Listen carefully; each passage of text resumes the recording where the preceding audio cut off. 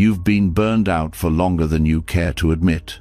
They told you rest is just a weekend away, that healing comes from bubble baths, vacations, or finally finishing your to-do list. But if that were true, why do you still feel so tired, even after sleeping? Why does your chest feel heavy for no reason? Why does joy feel like something distant, like a memory from another life? Here's the truth. You're not lazy. You're not broken. You're emotionally exhausted. And what you need isn't more doing. It's unlearning. It's undoing. It's peace, no performance. And Buddhism holds the map. For thousands of years, Buddhist wisdom has healed the tired, the restless, the overwhelmed, not with fake positivity, not with toxic hustle, but with truth, with stillness, with deep soul-level restoration. Tonight, as you listen to these teachings, something in you will start to let go. The noise will quiet, the pressure will soften, and your nervous system, the one that's been stuck in fight or flight, will finally start to exhale. This isn't just another bedtime audio. This is sacred space, a reset for your heart, a homecoming for your spirit. Are you ready to come back to yourself? Let's begin. You've been holding on longer than you should have, smiling when it hurts, saying, "I'm fine," when your soul feels like it's unraveling, trying to keep up, to be okay, to stay strong even when everything inside you whispers, "Please stop." You didn't notice it at first. The slow drain, a little tired, a little impatient, a little less joy. But over time, it built up, like carrying a backpack of invisible weight every single day. And now, even resting feels like effort. But what if the heaviness you feel isn't a flaw in you but a signal? What if burnout isn't just about doing too much, but about carrying what was never yours to hold in the first place? There's a reason Buddhist teachings begin with the mind. Because healing doesn't start with fixing the outside world. It begins by understanding what blocks your peace from within. Buddhism calls them the 5 hindrances, not sins, not flaws, just obstacles, mental habits that quietly wear you down. They don't scream, they whisper. They convince you to chase, to resist, to avoid, to spin in circles, and to doubt everything, including yourself. And most people don't even notice them, but they're there, tugging at your energy, keeping your nervous system stuck in loops, making you feel like no amount of sleep, silence, or space is ever enough. The first one is sensual desire. It's not just about lust or pleasure, it's about craving. Craving for anything that promises escape. Food, noise, social media, online shopping, even constant productivity. Your body may be still, but your mind keeps reaching, grabbing for the next thing to make the moment feel better. And in that grasping, you lose your center. You tell yourself, just one more scroll, one more snack, one more email, one more win. But the relief never lasts. It fades as quickly as it came, leaving behind a deeper emptiness than before. It's not the craving that's the problem, it's believing the craving will heal you. The Buddha never said desire is evil. He said it's unsatisfying, temporary highs, temporary comfort, but never true peace. Because peace doesn't come from getting more, it comes from needing less, from seeing that the urge to consume is often a distraction from something you don't want to feel. And when you meet the craving with mindfulness, when you pause and breathe instead of grabbing you, start to notice you are not your wanting, you are not your urges. And every time you choose stillness over escape, something in you starts to heal. Then comes ill will, that sharp tension that lives under your chest. It doesn't always look like anger. Sometimes it's impatience, irritation, judgment, coldness. That silent clench of the jaw when someone interrupts your peace. It makes you tired, but in a different way. because carrying resentment is like trying to walk through life with clenched fists. You use up all your energy just holding on, and over time, it eats at you. Bitterness doesn't just live in the mind, it shows up in your body. Your shoulders tighten, your gut churns. Your breath gets shallow, you feel wired but also weighed down. You start snapping at people you love, or shutting down altogether. And underneath it all is pain-old, unprocessed hurt, disguised as control. Buddhism doesn't ask you to deny your anger, it asks you to see through it. Because anger always has a story. And that story is often, I was hurt, I wasn't seen, I felt powerless. When you meet ill will with compassion, not just toward others, but toward yourself, its grip loosens. You begin to soften, not because you've given up, but because you've chosen freedom over rage. Forgiveness doesn't mean forgetting what happened. It means not letting it burn your energy from the inside anymore. Then there's sloth, not laziness, not weakness, but the heaviness that makes it hard to get up, even when you want to. The fog that wraps around your mind, the feeling that nothing matters, so why bother? It's one of the least understood forms of burnout, because from the outside people say, just push through. But sloth isn't about effort. It's about depletion. It shows up when your system is overwhelmed, when your mind has been fighting so many battles in silence that it just shuts down. You stop caring. You lose your spark. Even joy feels like too much work. And then the guilt comes, the shame. You tell yourself you're lazy, useless, broken. But what if sloth isn't your enemy but your body's cry for silence? For rest without guilt, for space without stimulation. In Buddhism, sloth is gently met with mindfulness and curiosity. Not force, not pressure, but small awakenings. One breath, one step, one gentle invitation to aliveness. And over time the fog begins to lift, not because you forced yourself out of it, but because you gave yourself permission to rest in it. To listen to what your soul needed instead of pushing it to perform. The fourth hindrance is restlessness. That constant spin, the overthinking, the tight loop of thoughts that won't shut off even when you're exhausted. Your body is tired, but your mind is racing. What if this happens? What if that goes wrong? What if I never get better? Restlessness is the nervous system's response to unsafety. When life feels uncertain, the mind tries to control it with thoughts. It thinks, if I just analyze enough, I'll stay ahead of the pain. But all it does is drain you. Because thinking is not the same as healing, and planning is not the same as peace. Restlessness often hides underneath achievement, multitasking, even perfectionism. You stay busy so you don't have to feel, but deep down you're tired of running. So what helps? Stillness, not forced, but kind. Meditation helps. Not to stop thoughts, but to notice them without grabbing them. To see that thoughts are just weather. They come, they go.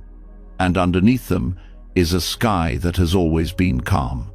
When you stop chasing clarity and sit with what is, restlessness fades. Not all at once, but slowly. Because when you stop resisting the moment, the mind stops fighting it. And in that space, your energy returns. Then there's doubt. Not the thoughtful kind. The kind that paralyzes. That keeps you stuck in a loop of, should I? Shouldn't I? The kind that makes you question your path, your worth, your strength. You start second-guessing everything. You try something, then stop halfway. You make a plan, then rewrite it 100 times. You don't trust yourself anymore. And that breaks something inside.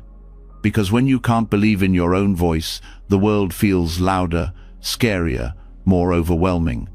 Doubt creates internal friction. You spend all your energy debating instead of doing. It doesn't protect you, it drains you. And Buddhism sees this clearly. Doubt isn't solved by more thinking. It's softened through confidence in practice, through remembering, I've survived before. I've healed before. I've figured things out before. Faith not in an outcome, but in the path. Doubt whispers, what if I can't do this? Mindfulness replies, let's just take the next step. And every time you return to presence, you weaken doubt's grip. You don't need all the answers. You just need to stay, to breathe, to trust the small steps. The 5 hindrances aren't punishments. They're just pattern zones that keep you in survival mode. They make your days feel harder than they need to be. They tell you that peace is impossible, that you're not doing enough, that you're falling behind. But when you meet each one with awareness, with patience, with Buddhist wisdom, you take your power back. Not by forcing yourself to be better, but by noticing what's getting in the way of who you already are. Burnout doesn't start with work. It starts with disconnection from your breath, from your truth, from the quiet space inside you that just wants to be held. And that space isn't gone. It's just been covered by craving, by resistance, by fatigue, by noise, by fear. Tonight, you get to return to it, slowly, gently, without judgment. You're not here to fix yourself. You're here to remember yourself. And now that you've seen what's been draining you, we can begin the healing. There is more to learn, more to soften, more to let go. So take a breath. You're doing beautifully. The path is already unfolding beneath your feet. Let's keep walking. You've started to see it now, the quiet ways your mind blocks peace, the craving, the tension, the fatigue, the racing thoughts, the doubts. You've looked them in the eye, felt their grip, and something in you has begun to loosen. You're not as stuck as you thought, but insight is only the first layer. What heals you is how you relate to yourself in the aftermath. Because after all the effort to survive, what you need most now is warmth, not from the world, but from within. A nervous system that's been in fight, flight, or freeze for too long doesn't just need rest, it needs safety. And nothing creates safety in the body like loving kindness. Loving kindness, or metta, is not just a nice feeling. It's not positive thinking. It's a disciplined practice. A rewiring of how you relate to your pain, your body, your past, and the world. It teaches the nervous system what it forgot. That you are not your mistakes, you are not your thoughts, you are not beyond healing. Emotional exhaustion, at its core, comes from fighting life, trying to be better, faster, stronger, calmer, more perfect. It's like swimming against the current. Metta teaches you how to float. Burnout builds from years of harshness. The way you talk to yourself when you're tired, the way you measure your worth through productivity, the pressure to always be useful. These aren't just thoughts, they are nervous system signals. They tell your body over and over, you are only safe if you're achieving. And so, rest feels unsafe. Stillness feels like failure. Self-care feels like guilt. Until you bring in metta. Metta changes the script. It starts with one phrase, repeated silently, may I be happy, may I be safe, may I be at ease. It sounds simple, even silly, but the body listens. Your heart listens, especially if you've never spoken to yourself with kindness before. At first, it may feel empty. Your mind might resist. You'll think, this is stupid, this won't work. That's expected. When you've spent years in self-judgment, kindness feels unfamiliar, but repetition rewires the mind. The phrases act like gentle footsteps, carving new paths in the brain. With time, the messages sink deeper, not because you're forcing it, but because your body starts to believe, maybe I don't have to fight so hard to be worthy.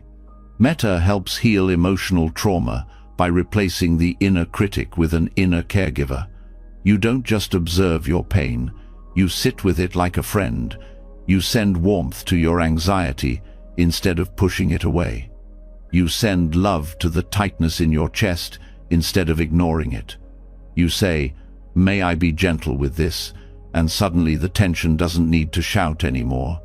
That small shift-off meeting pain with compassion signals to the nervous system, "You're not in danger, you're allowed to rest now." Chronic stress keeps the body hypervigilant. You're always bracing. Even when nothing is wrong, your system is on edge.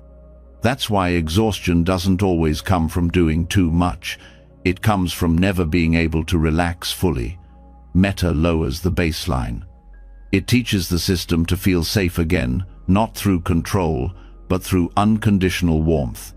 It activates the parasympathetic nervous system, the part of you responsible for recovery.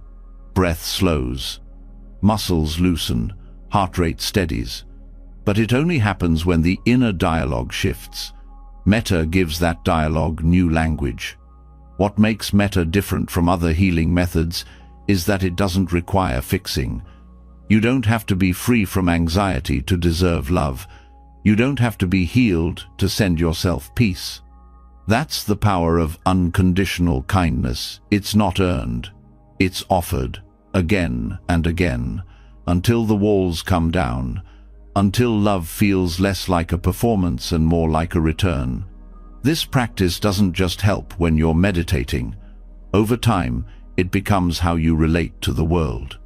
You begin to speak more gently to others, not because you're trying to be nice, but because your nervous system no longer sees threat in everything. The more metta you offer yourself, the less reactive you become.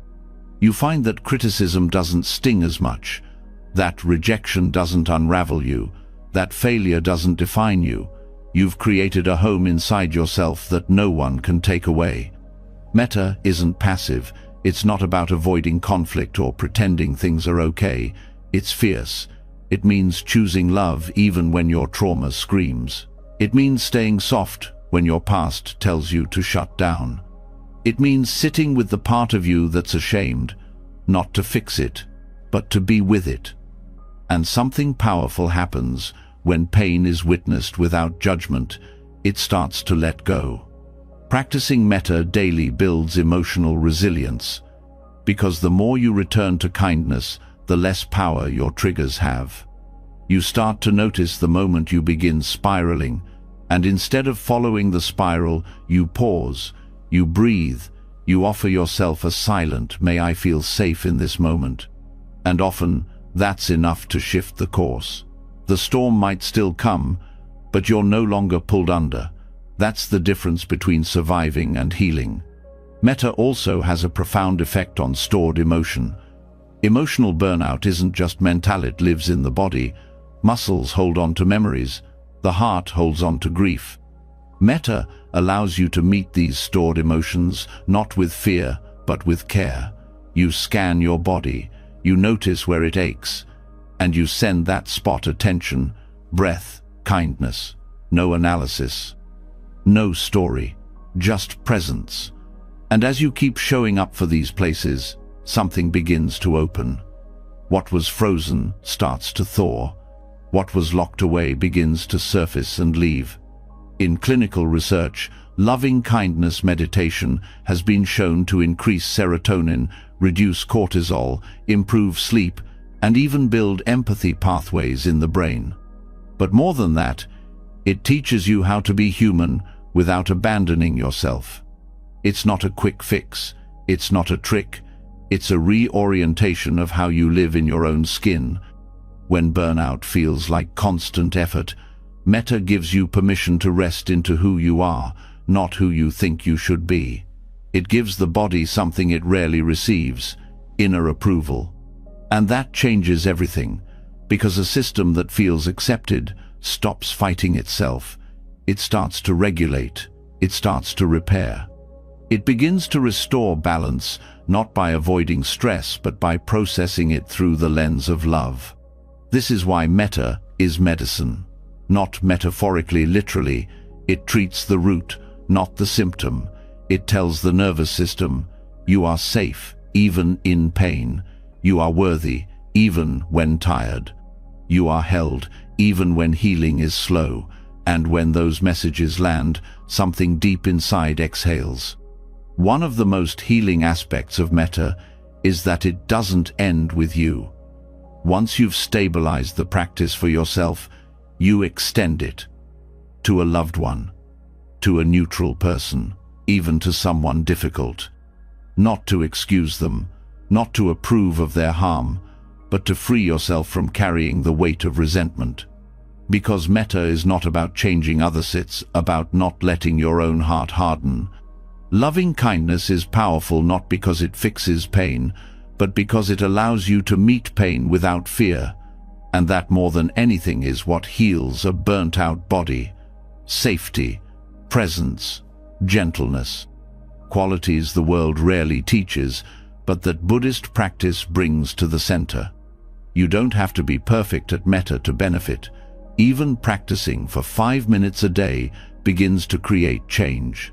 The key is consistency. Like water softening stone, each repetition wears down the old patterns. You go from self-criticism to self-acceptance, from panic to calm, from exhaustion to renewal. Not because life stops being hard, but because your relationship with life stops being harsh. Burnout can trick you into thinking you're powerless, that the only way out is to quit everything. But healing doesn't always require escape. Sometimes it just requires a shift in how you meet yourself each day. Metta offers that shift. Not loud, not flashy, but steady, quiet, reliable. And over time, your system starts to learn. I can show up without tension. I can feel without shutting down. I can live without pushing. I can rest even when things aren't perfect. I can be here as I am and still be loved. That's the core of it. Beneath the stress, beneath the burnout, beneath the fear, a quiet voice waiting for you to listen, not demanding, not judging, just offering. A place to rest, a place to breathe, a place to return. So tonight, if the weight still feels heavy, come back to the words. May I be happy, may I be safe, may I be at ease. Say them slowly, say them gently, not to force change, but to allow space. And let that space hold you, because the most powerful medicine is the one that reminds your heart it was never unworthy to begin with, and that is where healing begins. You've begun to offer yourself kindness, not as a reward, but as a way of being.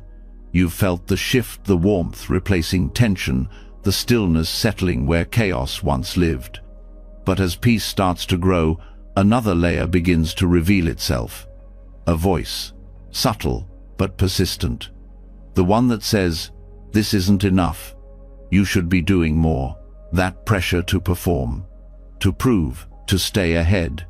It doesn't vanish with rest or loving kindness. It's built into the very idea of who you think you are. This identity, the overachiever, the fixer, the one who always holds it together, it runs deep. It's not just a set of habits. It's how you've defined yourself. It's how you've survived. For years, maybe decades, you've worn the mask of competence, of being strong, of staying in control, and the world has rewarded you for it. Praise, respect, achievement. But beneath it all, a cost has been growing. The cost of never feeling like enough, the cost of running on empty, the cost of confusing your worth with your output. The truth is, burnout isn't just about overwork. It's about over-identifying with the doing, with the striving, with the idea that your value depends on performance. Buddhism offers a different lens. It doesn't tell you to work harder or fix yourself. It asks something far more radical, to question the self you think you are. At the heart of Buddhist wisdom is the teaching of anatta non-self.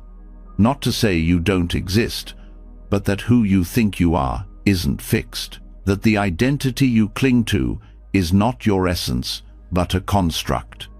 And constructs, by nature, are impermanent. The overachiever isn't who you are. It's just a role, a pattern of thoughts, emotions, behaviors conditioned over time. It arises when certain conditions are present, and it fades when those conditions change. But if you believe it's who you are, you stay locked in its grip. The overachiever identity is clever. It doesn't shout. It whispers in your choices. It's the voice that says yes when you're too tired. The one that takes on extra work to feel important. The one that can't sit still without guilt. It turns productivity into self-worth, success into safety, control into identity. But what happens when you can no longer keep up? When rest becomes necessary, when performance isn't possible, that's when the cracks show. That's when exhaustion becomes existential. Because if you're not achieving, who are you? Anatta answers with clarity. You were never those roles to begin with. The pressure you feel isn't coming from your truth, it's coming from a false attachment. A mistaken view that your value is tied to what you produce. When you see through that illusion, a different kind of freedom becomes possible. You don't have to stop caring. You don't have to abandon your ambitions. But you stop clinging. You stop letting your identity be defined by them. To experience anatta, you start by observing. Watch how your mind narrates your life. Notice how quickly it labels. I'm busy, I'm failing, I'm falling behind, I need to prove myself. Each thought reinforcing the story of the self. But when you really look, those thoughts arise and pass away. They're not solid, they're not facts, they're conditioned events, just like weather. Thoughts, sensations, reactions all coming and going. None of them are you. They happen within you, but they are not you. You are the awareness noticing them. As you practice this, something begins to shift. You stop defending the identity. You stop needing to win every argument, to be seen a certain way, to be productive every hour. You start allowing yourself to be soft, to rest, to be incomplete. And in that space, you discover a deeper truth. Your being is not tied to any of it. You are not your achievements. You are not your resume. You are not your habits. You are not even your pain. You are the open space in which all of it arises and fades. This isn't just philosophical, it's profoundly practical, because when you let go of clinging to the overachiever identity, your nervous system starts to settle. The pressure to always be more dissolves. You begin to work from inspiration, not fear. You start to create because you want to, not because you're trying to earn permission to rest. Even failure feels different. It's no longer proof of your unworthiness. It's just one part of the unfolding process. And with that shift, energy returns. Not the hyperactive energy of stress, but a grounded energy one rooted in truth, not performance. Practicing anatta doesn't mean erasing your personality. It means loosening your grip on it. You can still have preferences, goals, passions, but you hold them lightly. You stop reacting from ego. You begin responding from presence. And this changes how you relate to others too. Because the more tightly you cling to identity, the more defensive you become. You see others as threats, rivals, obstacles. But when identity softens, compassion grows. You recognize your shared humanity. You see that everyone is acting out their own conditioned stories. And instead of judging, you start to listen. In burnout, one of the most painful aspects is isolation, not just from people but from yourself. You lose touch with who you are beneath the roles. Anatta helps you reconnect, not by finding a new label, but by stepping outside the need for labels entirely. You begin to rest in awareness. You learn to trust stillness. You discover that your deepest identity is not a role, it's the awareness that sees through roles. This practice takes time. It takes courage. It takes honesty. Because letting go of identity can feel like death. The death of who you thought you were. But in that death, something beautiful is born. Not a better version of you, a freer version, one that doesn't need to prove anything, one that doesn't need to outrun exhaustion, one that knows peace is not something you earn, it's something you remember. Burnout often reaches its peak when you've been living out of alignment with your inner truth for too long. When the persona you wear no longer fits, but you keep forcing it anyway. Non-self invites you to stop pretending, to let the mask drop, and not to be nothing but to be free from clinging to something you're not. When you release identification, you begin to feel safe in presence again. You start noticing beauty without needing to document it. You enjoy silence without needing to fill it. You relate to others without needing to impress. Life becomes less about proving and more about experiencing. That shift alone can begin to repair years of nervous system strain.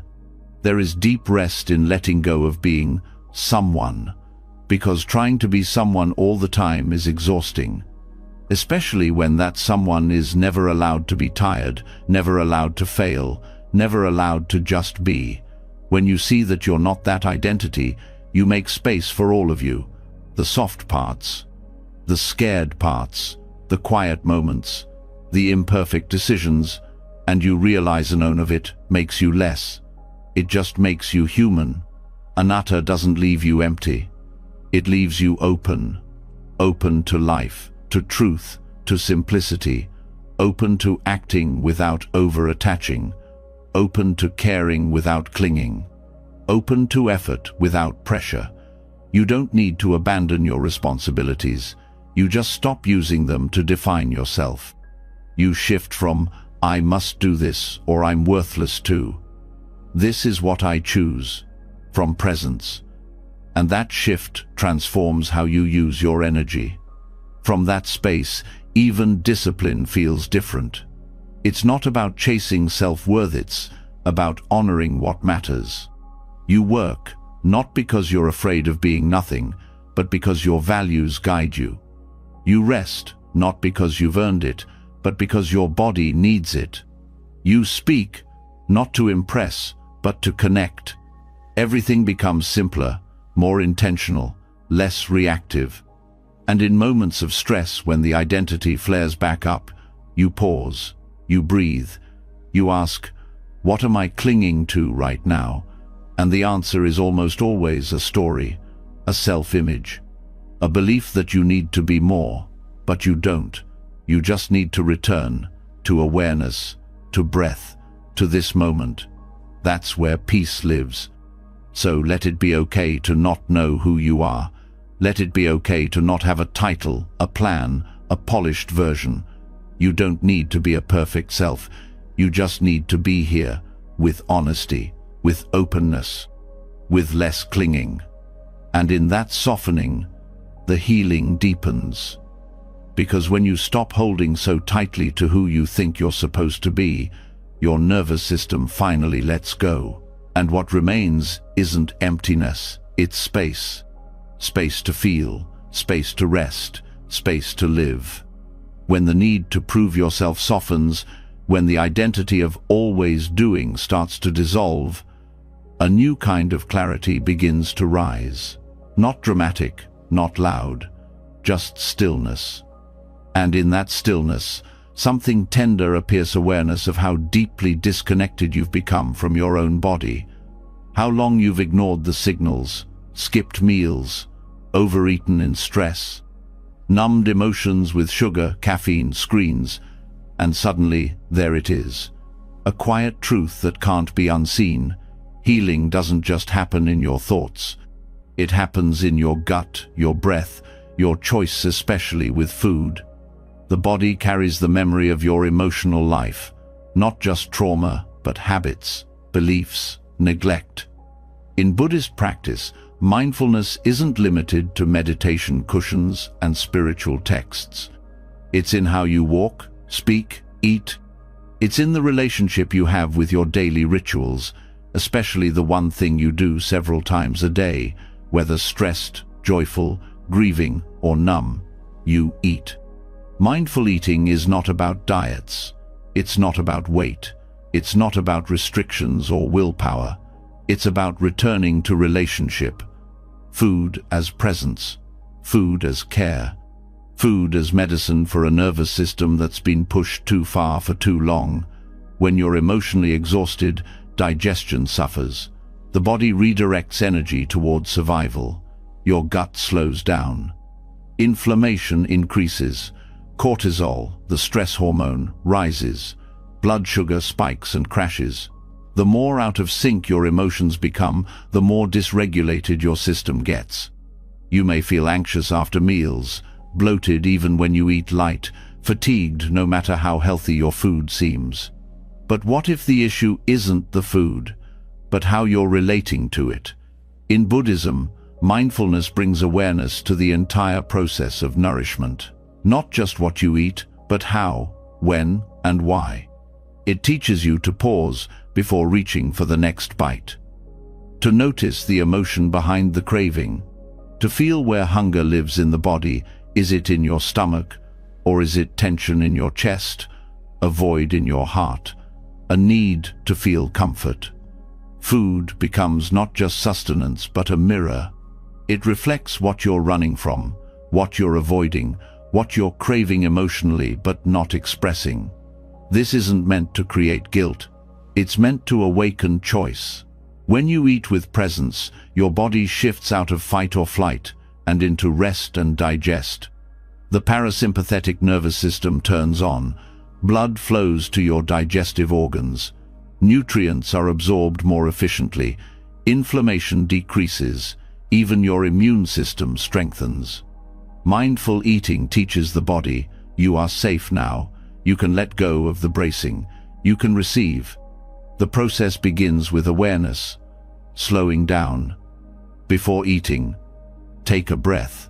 Feel the weight of the food in your hands. Smell it. Notice your body's state. Are you rushing? Are you distracted? Are you eating out of routine or from true hunger? That one pause can shift your entire physiology. You stop the cycle of unconscious consumption and start a new pattern, being with your body, not against it. The way you chew matters. Chewing slowly signals the brain that digestion is happening. It allows saliva enzymes to begin the process gently. Rushing through meals, swallowing chunks of barely chewed food, burdens the gut and adds stress. Eating too quickly also short-circuits satisfaction. You don't give your body time to register fullness, so you eat more than you need, and afterward feel heavy emotionally and physically. Mindful eating also changes your relationship with taste. When you slow down, food becomes richer, more complex. You notice textures, layers, subtleties. Meals turn into meditations. Each bite becomes a moment of connection, and connection is what restores you when you're burned out. Not just connection to others, but connection to your own body, to your own care, to your own enoughness. In Buddhism, food is seen as sacred not because it's fancy, but because it's life. It sustains the body that allows awakening. Monastics eat in silence. They reflect on the origin of the meal, the people who grew it, cooked it, offered it. This cultivates gratitude. Not forced gratitude, but grounded appreciation. You begin to see how many hands brought nourishment to your plate. You feel less alone, you feel supported by life, and when you're emotionally fragile, that recognition matters. It builds strength not through control, but through connection. Mindful eating is also about boundaries. Emotional exhaustion often shows up as collapsing into patterns you don't want, just to soothe discomfort. You might eat late at night, snack to avoid anxiety, drink coffee to push through fatigue. These aren't failures, they're signals. Signals that the deeper need is rest, regulation, comfort. When you meet those needs directly, you stop using food to fill what it cannot. Boundaries become easier. You start asking not, what can I eat, but what would nourish me right now? And sometimes, nourishment means stopping. Not because you're restricting, but because you're full, because you're listening. Stress-related inflammation doesn't only come from what you eat, it comes from how you feel while eating. Guilt, anxiety, shame, they are all inflammatory. They disrupt digestion. They create chemical cascades in your bloodstream. They make your body feel like it's under threat. Even healthy eating becomes unhealthy when it's driven by fear. Mindful eating is different. It's not about perfect choices. It's about a relaxed state. That relaxed state heals. You start to notice patterns. Maybe you crave sugar when you're overwhelmed. Maybe you skip meals when you're anxious. Maybe you graze all day to avoid stillness. These are not random. They are strategies your body has learned to cope. And mindfulness doesn't judge them, it studies them.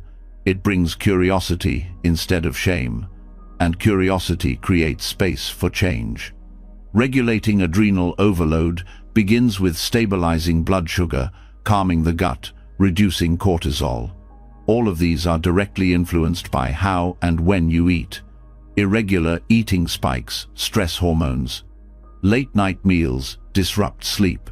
Overconsumption of stimulants keeps your system in overdrive. But instead of forcing discipline, Buddhist practice brings compassionate structure. Regular mealtimes, balanced portions, gentle awareness, and most importantly, permission. Permission to eat, permission to rest, permission to slow down. Many people eat while scrolling, working, watching TV, or even walking. The body eats, but the mind doesn't register the experience. The nervous system doesn't receive the signal of nourishment. You stay hungry not just for food, but for presence. Mindful eating reunites those two. It tells your body, you are here, and this moment matters. This practice becomes even more important in emotional recovery. When your energy is low, your gut is sensitive. Foods that never used to affect you may now cause bloating, pain, fatigue. Mindfulness helps you observe and reactively, but gently. You begin to notice how different foods make you feel, not based on trends, but based on truth. You learn to trust your body's signals. And the more you trust, the less overwhelmed you feel. That trust is what rebuilds your inner safety. Because a body that's listened to begins to cooperate. It softens, it restores. In Buddhist tradition, the goal is not to suppress desire, but to transform relationship. Eating is no exception. You're not trying to eliminate craving. You're learning to sit with it, feel it, understand it. Sometimes the craving leads to food. Sometimes it leads to tears. Sometimes it leads to breath. Either way, you meet it with awareness. And that awareness is what untangles the old wiring of urgency, of guilt, of mindless habits. There's also healing in simplicity, in slowing down to prepare a meal, in choosing whole foods when possible, in giving thanks, in chewing slowly, in stopping when full. These are small acts, but together, they create a rhythm. And rhythm restores nervous systems. It gives your body something predictable, grounded, reliable. And that, when everything else feels chaotic, is a gift beyond measure. You may notice that when you eat mindfully, your entire day shifts. You make better decisions, you speak more calmly, you feel more stable. That's because nourishment affects neurotransmitters, hormones, energy levels. It affects how you think, how you feel, how you connect. Food isn't just fuel, it's a conversation with your cells. A message of safety or stress. Mindfulness ensures that the message is healing. As this becomes a way of life, you stop fearing food. You stop using it to punish or reward. It stops being a war zone. It becomes sacred again. Not because of what's on the plate, but because of how you show up to it. With presence, with gratitude, with care. And slowly, as the inflammation fades, as digestion improves, as energy returns, you begin to trust your body again. You begin to feel at home in yourself. Not by following rules, but by rebuilding relationship. That is the power of mindful eating. It doesn't just nourish your stomach, it nourishes your life. So the next time you eat, treat it as practice, as prayer, as peace, not perfect, just present. Because every bite you take with awareness is a step toward healing. Not just physically, but emotionally, energetically, spiritually. Healing that doesn't come from effort, but from attention. You're not broken, you're rebuilding, one mindful moment at a time.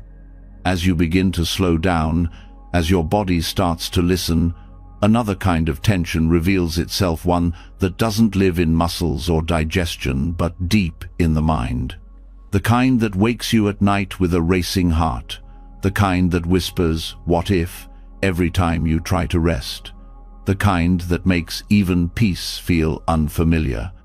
It's the background noise of anxiety, the kind born not just from fear, but from the need for everything to make sense, to be secure, to stay in place. And it's this very need that keeps you exhausted. Beneath the surface of burnout is the craving for control. The belief that life must follow a plan, that outcomes must be predictable, that identity must be stable. You chase routines, expectations, roles, and when life doesn't cooperate, when things shift or fall apart, the structure you clung to cracks. That crack is where anxiety enters, not because things are broken, but because your mind cannot accept change without resistance. Buddhist philosophy offers a way through this, not by fixing or rearranging what's broken, but by seeing that the structure itself was never permanent. The core teaching is shunyata, emptiness. Not emptiness as void or absence, but as openness, as fluidity, as the natural state of all things. Nothing has an independent, fixed essence. Everything depends on causes, conditions, and relationships. Nothing stays the same. Nothing is isolated. And while that may sound unsettling at first, it is the very insight that loosens the grip of anxiety. Anxiety thrives on rigidity, on the belief that things must be a certain way in order for you to feel okay.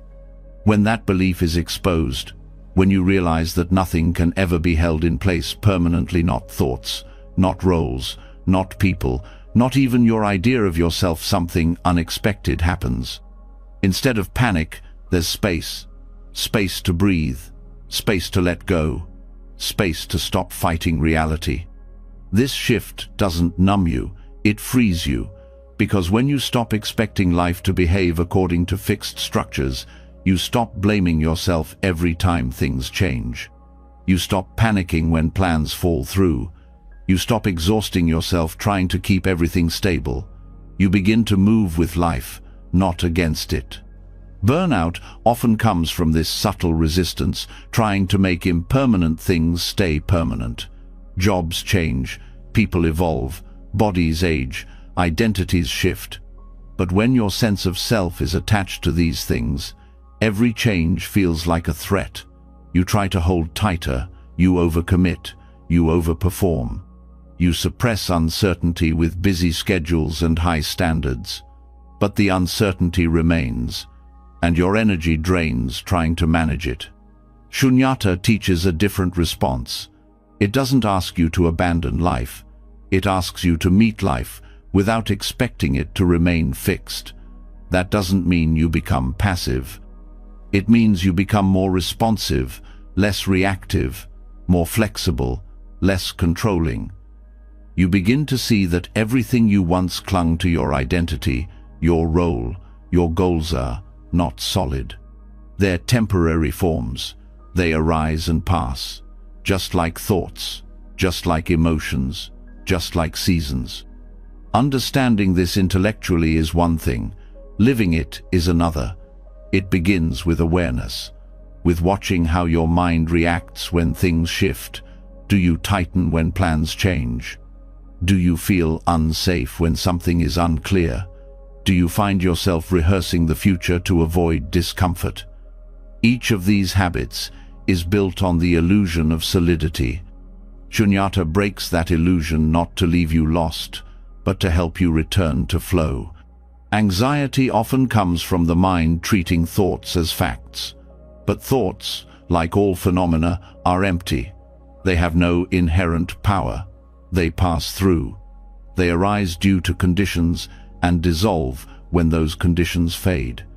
When you stop identifying with every thought, every belief, every fear, you give the mind room to rest. You stop defending an imagined version of yourself and start relating to what's here now. Shunyata also applies to emotions. Emotions are not enemies, they are movements. They surge and fade. No emotion stays. But when you cling to identity, I am anxious, I am broken, you freeze the emotion into something solid. And that solidity becomes heavy. You resist it, you suppress it, you judge it. But when you see the emotion as an empty event happening, passing, not defining, you respond with less fear. You say, "This is arising now, but it is not me. It will move." This insight dissolves shame.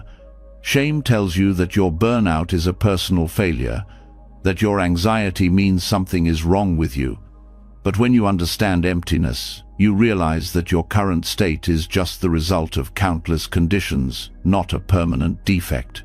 You begin to treat yourself with more compassion, not as a broken version of some ideal, but as someone meeting changing conditions with awareness. This shift also changes how you relate to others. Often, interpersonal anxiety is rooted in expectations. You expect people to act a certain way, to meet certain needs, to never change. But people are also empty of fixed identity.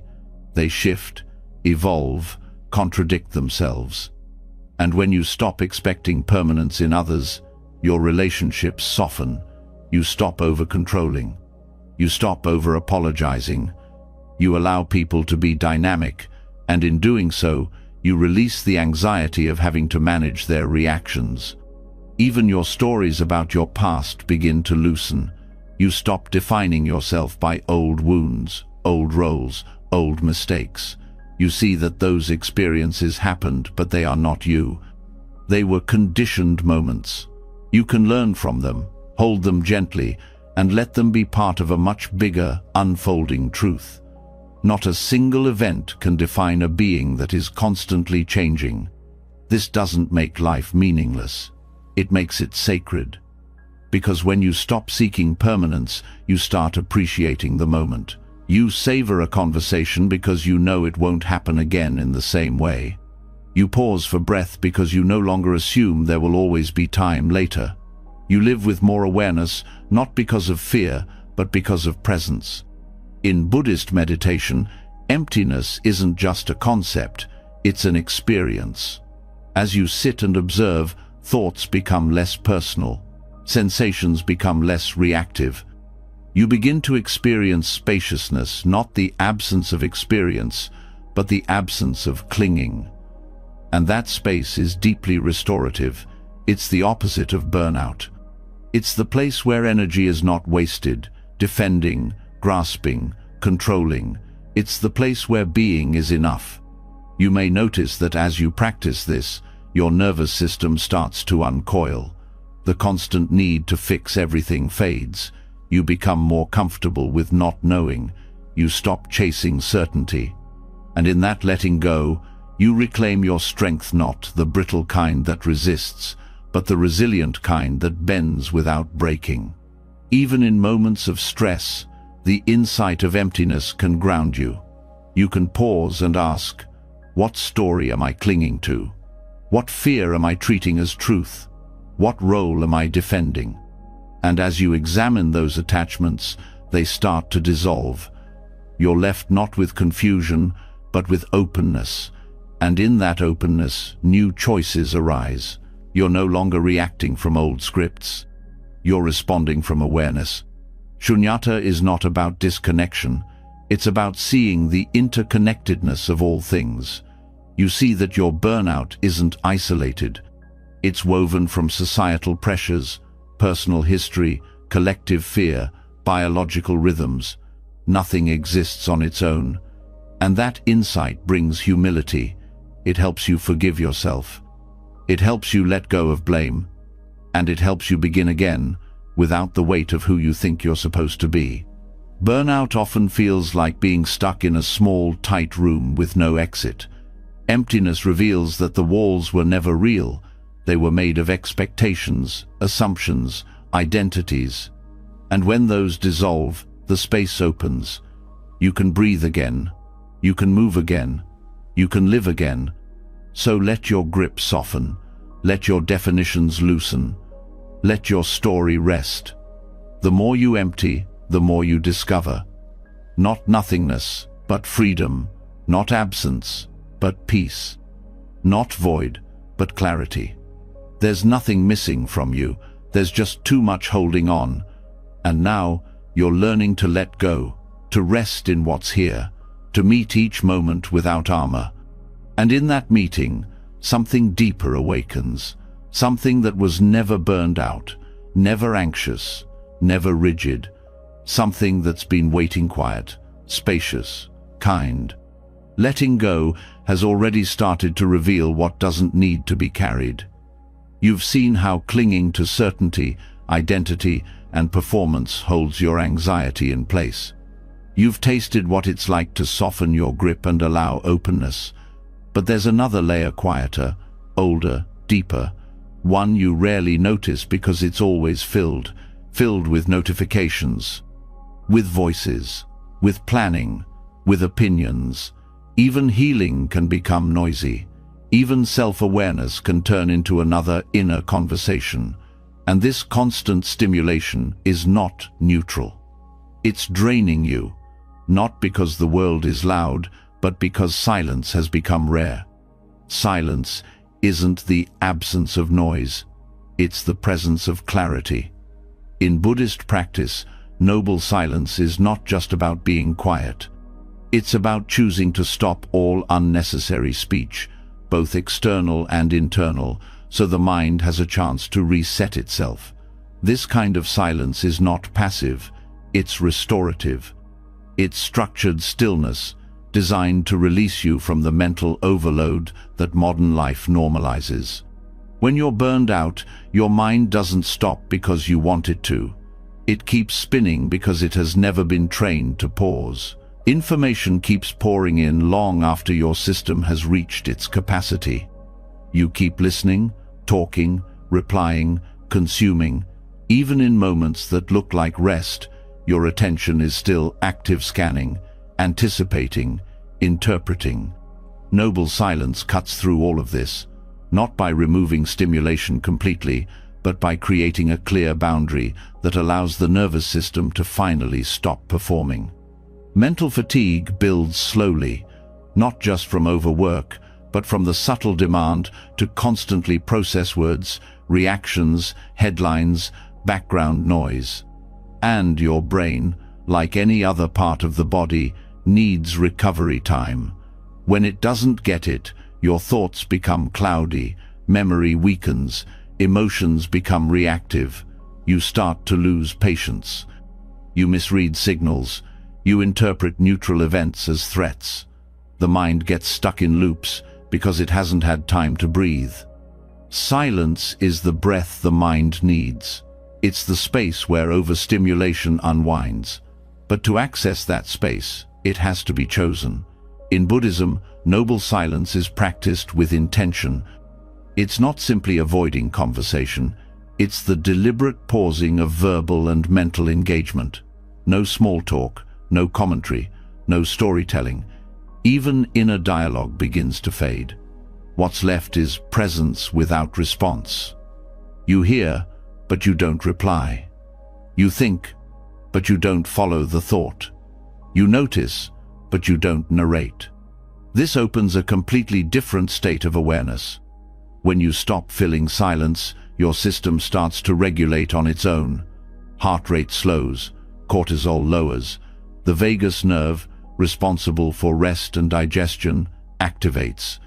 Decision fatigue decreases because you're no longer constantly generating input. Mental tension, which thrives on constant interpretation, starts to unravel. In this space, clarity returns not as something to reach for, but as something that was waiting beneath the noise. Structured silence is powerful because it removes the need to perform. You're no longer curating your words or managing responses. You're not adjusting your tone or crafting a reply in your head. This creates an immediate release of pressure. Your nervous system, which has been tracking the social environment for cues and threats, gets a break from scanning. You stop over-explaining. You stop reacting. You stop trying to be understood. And in that pause, you begin to understand yourself more clearly. Practicing noble silence doesn't require retreat centers or monasteries. It begins with small, intentional periods where you commit to no speech, no media, no engagement. It can be 1 hour, 1 meal, 1 morning. The key is that it's not just quiet, it's complete. No texting, no writing, no consuming content. It's not about isolation. It's about emptying the channels that constantly demand attention. As you practice, you'll notice discomfort. The silence may feel loud at first. Your mind might try to fill it with planning, reviewing, worrying. This is normal. It's the mind detoxing from overuse. Let the thoughts rise and pass without holding them. Don't try to suppress the noise, just stop feeding it. Every time you return to the silence, the noise loses its grip. Every time you choose stillness, the fatigue starts to lift. Structured silence also helps regulate emotional intensity. When you're constantly reacting, there's no time to metabolize what you're feeling. Emotions pile up. Irritation masks sadness. Fatigue hides behind anxiety. Silence gives them space to be felt and released without explanation. You don't need to name every feeling. You just need to stop distracting yourself from them. The body knows how to process what's real when it's no longer overloaded. One of the most misunderstood aspects of silence is that it's boring. But that boredom is actually a gateway. Underneath boredom is your nervous system recalibrating to lower stimulation. What you interpret as emptiness is actually balance returning. You're not losing engagement, you're gaining depth. Your senses become sharper. You begin to hear subtle sounds. Feel your breath more fully. Notice the tension leaving your shoulders. Awareness deepens without effort. Noble silence also allows space between stimulus and response. This is essential for burnout recovery. Without space, you react on autopilot. You agree to things you can't handle. You speak without thinking. You scroll endlessly. But when silence becomes part of your rhythm, you create space to choose. That space gives you power. It helps you stop the spiral before it starts. It gives you the moment to pause before saying yes out of guilt or fear. It gives you the clarity to say no without apology. Silence builds trust in yourself. Because when you stop reaching for external input, you start hearing your own inner guidance again. You stop outsourcing clarity. You remember how to listen inward. This strengthens your intuition. You start to know when you're overwhelmed, when you're aligned, when you're pretending. That knowing isn't found in advice or noise, it's found in quiet. The practice also creates boundaries without confrontation. You don't need to argue your way into peace. You simply stop engaging where it drains you. Silence becomes your sanctuary, your protection. You don't need to explain your burnout to everyone. You don't need to justify your exhaustion. You step back. You close your mouth. You rest. And in that rest, healing happens. As your nervous system learns this rhythm, silence becomes less of a discipline and more of a refuge. You begin to look forward to it. It becomes a daily return, a moment to reconnect to what's real. You notice how much you speak without intention, how often you fill space because it feels awkward not to. And in noticing, you become more mindful with your words. You speak only when needed. You pause often. You allow space in conversation. This changes how you communicate. It creates less conflict, more clarity, more calm. In Buddhist monastic life, noble silence is not a punishment, it's protection. It protects the mind from distraction. It protects the speech from harm. It protects the energy from scattering. This protection becomes essential when you're healing from emotional exhaustion. You need time away from noise, time away from performance, time away from fixing. Just space. Just being. You can practice noble silence during mundane activities: eating, walking, sitting. The point isn't what you're doing, but how you're doing it, with presence, with stillness, without commentary. And as the silence deepens, you'll notice the difference between quiet and stillness. Quiet is the absence of noise. Stillness is the absence of resistance. Stillness is where you stop struggling to be somewhere else. You stop resisting the moment. You land. This landing doesn't need to feel profound. Sometimes it's just a single breath where you didn't rush. A moment where you didn't need to respond. A walk where you didn't think about anything. That's the medicine. It doesn't heal you through intensity. It heals you through spaciousness, through subtraction, through stopping. Structured silence doesn't solve all problems, but it gives the mind room to see them differently. Without panic, without urgency, you begin to notice patterns you couldn't see before. You recognize how often you give your attention to what drains you. You learn where your boundaries need reinforcement, and you make choices from alignment, not exhaustion. The more you practice, the more silence begins to move with you. You carry it into your life, into the moments of chaos, into the meetings, the commutes, the tension, not as a withdrawal, but as an anchor, a center, a quiet confidence that doesn't need to speak to know its truth. This kind of silence doesn't isolate you. It reconnects you to your body, to your clarity, to the part of you that's never been burned out, just buried. Beneath all the noise, beneath all the doing, there is a stillness that has never been touched by fatigue. Noble silence is the doorway back to that stillness. So, when the world feels loud again, when your thoughts race, when burnout starts to creep back, remember the silence, not as something you visit once, but as something you return to again and again. A reset, a refuge, a rhythm. Let the world be loud, let your thoughts be wild. You don't have to chase them. You have silence now. You have space. Silence creates space. Space reveals patterns. And when those patterns become visible, the question naturally follows: where did all this begin? The exhaustion, the constant effort, the drive to keep going, even when the body says, stop.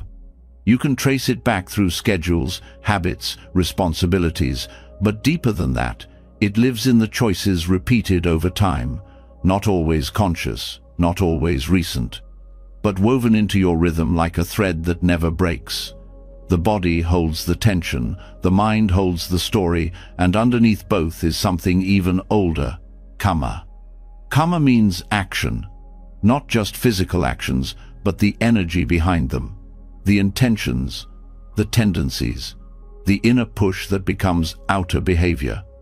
Karma isn't punishment, it's pattern. When an action is repeated with strong intention, it leaves a groove. That groove becomes your default reaction. Give too much? Numb your needs? Avoid boundaries? These aren't random behaviors. They're karmic, groove-shaped by repetition, reinforced by habit, often invisible until you stop. Burnout doesn't appear overnight. It's built over time through energetic imbalance. Giving when you're empty, saying yes when you mean no, silencing your own needs because others seem more important. It feels noble, at first selfless, generous. But generosity without wisdom leads to depletion. In Buddhism, wise action is not just about doing good, it's about sustainability. If your kindness leads to collapse, it's not aligned karma, It's karmic debt. Energetic debt forms when your actions cost more than your system can afford, like withdrawing from a bank account with no deposits. Every time you override your body's signals to meet someone else's expectations, you take out another loan. Every time you betray your boundaries to avoid guilt, you go deeper into deficit. And even though the world may praise you for your selflessness, your body keeps the balance sheet, one that eventually shows up as fatigue, resentment, illness, or emotional shutdown. This cycle is not always conscious. It can be inherited, learned from family, modeled through culture, passed down through beliefs that say worth is tied to usefulness, that love must be earned, that rest must be justified. These are karmic imprints, not destiny, but conditioning. And conditioning can be changed, but only through awareness. Only when you stop performing long enough to see what you're actually repeating. Karma is not just about what you do, it's about what you allow. Letting someone cross your boundaries repeatedly is an action. Ignoring your intuition is an action. Staying silent when your truth wants to be spoken is an action, and each one carries energy, not moral judgment, but momentum. That momentum builds until your life reflects it, until your outer reality starts mirroring the patterns you never paused to examine. Breaking this cycle doesn't begin with effort. It begins with stillness. That's why noble silence comes first. In silence, you see where your energy goes. You notice the urges that drive you to fix, to please, to help without limit. And in that seeing, choice returns. You begin to ask new questions. Who am I doing this for? What am I hoping to receive? What am I avoiding by giving so much? Sometimes the giving is a mask, a way to feel needed, a way to avoid facing emptiness, a way to feel in control. Buddhism doesn't shame these patterns, it reveals them. It teaches that awareness dissolves unconscious karma. Once seen clearly, the action changes. You begin to give from fullness, not deficit. You begin to serve without sacrificing your center. This shift starts with recognition. You track where your energy goes, who drains you, what habits deplete you, where you override your inner no. Then you pause, not to fix, but to feel the toll of decades of unbalanced giving, to feel the grief of not protecting your own needs. That grief is not weakness, it's honesty, and honesty is the first step to freedom. Energetic debt also shows up as identity.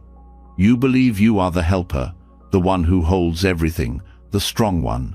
That identity becomes heavy. It doesn't allow you to fall apart. It doesn't allow you to say, I can't do this right now. And so you keep going. You give past the point of health. You smile through burnout.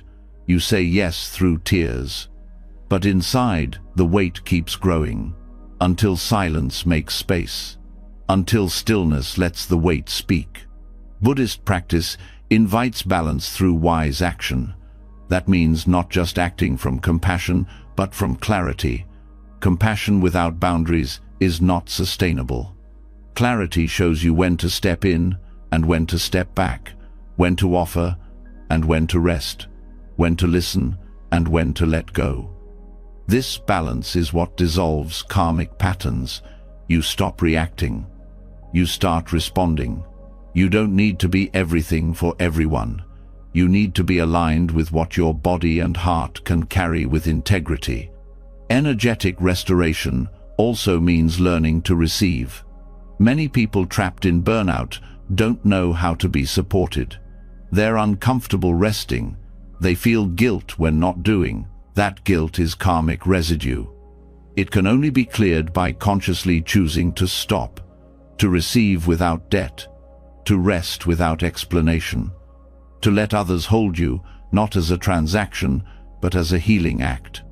Restoration doesn't mean becoming passive, it means acting from wisdom. A rested body can give without collapsing. A regulated nervous system can support others without losing itself.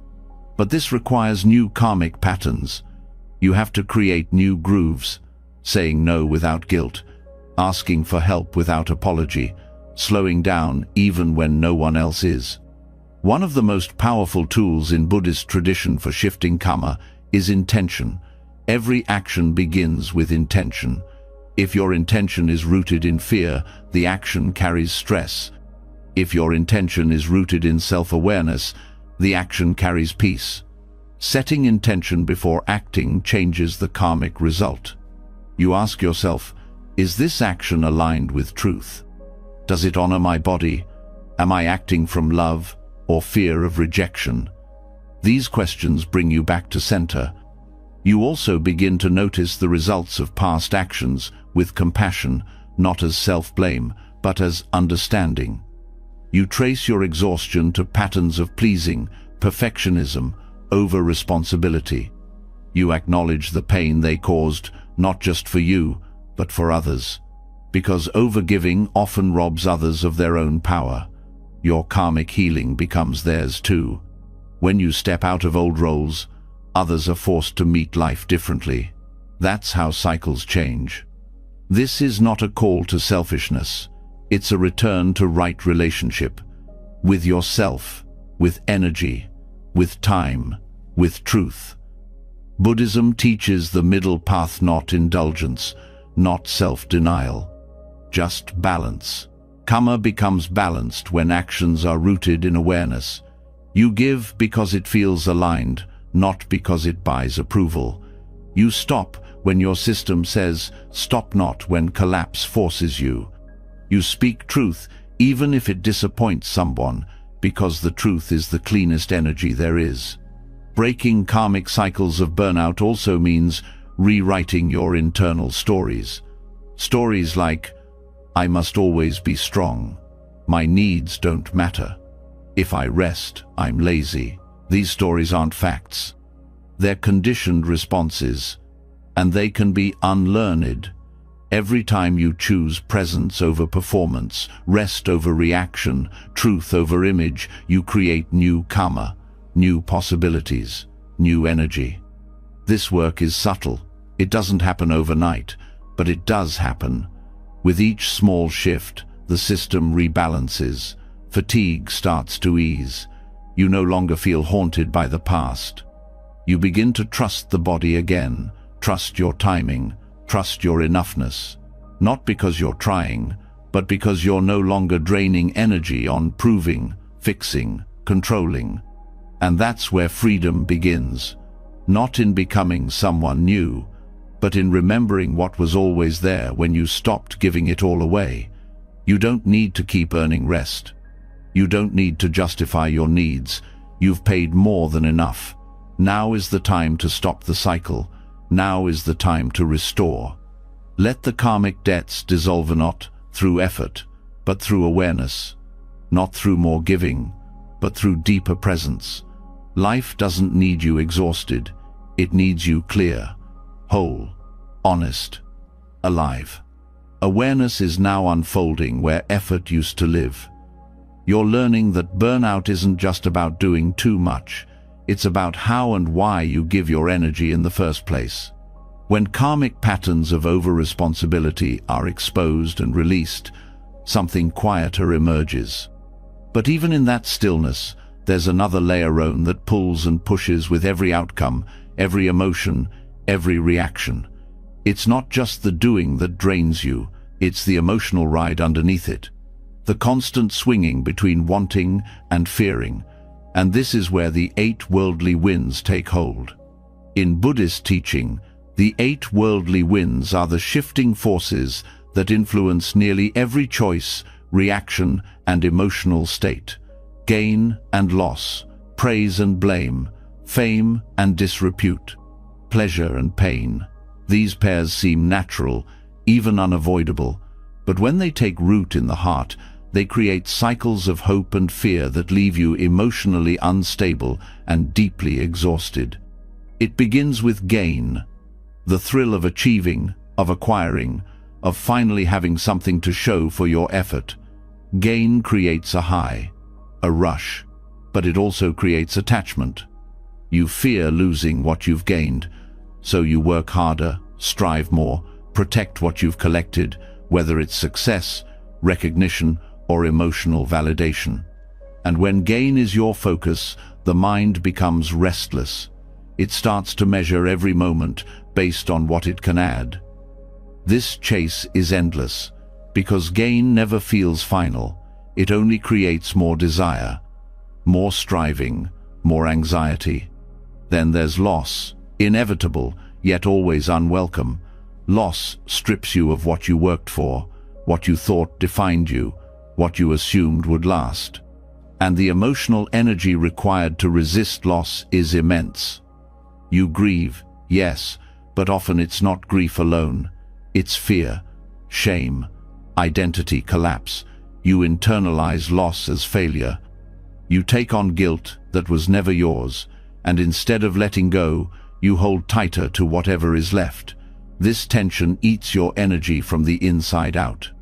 You become exhausted not just by what you lost, but by the need to hold on. Praise seems harmless. It lifts you up, confirms your effort, validates your value. But the danger of praise is how easily it becomes addictive. You begin to crave it. You align your choices with what will keep the approval coming. You measure your worth by the reaction of others. Praise can trap you in roles that no longer serve you, because stepping out of them might mean losing the applause. And when that happens, you begin to live for others' comfort, not your own truth. Emotional exhaustion builds in this performance, slowly, steadily, until even praise starts to feel hollow. Blame, on the other hand, cuts deep. It turns quickly into self-judgment. You internalize every criticism, even the unfair ones. You overanalyze, over-apologize, over-correct. You try to prove you're not what they said you were. This leads to emotional overwork, the kind that comes from constantly trying to redeem yourself. And the irony is, the more you carry the burden of blame, the more reactive you become.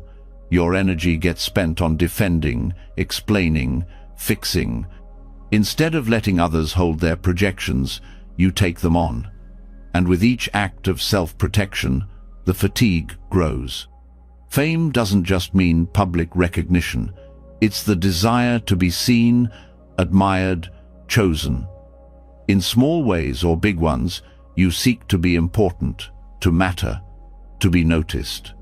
And again, the pursuit itself isn't wrong, but when it becomes a source of identity, your energy gets tied to the spotlight. You become anxious about being forgotten. You say yes to things that burn you out just to stay relevant.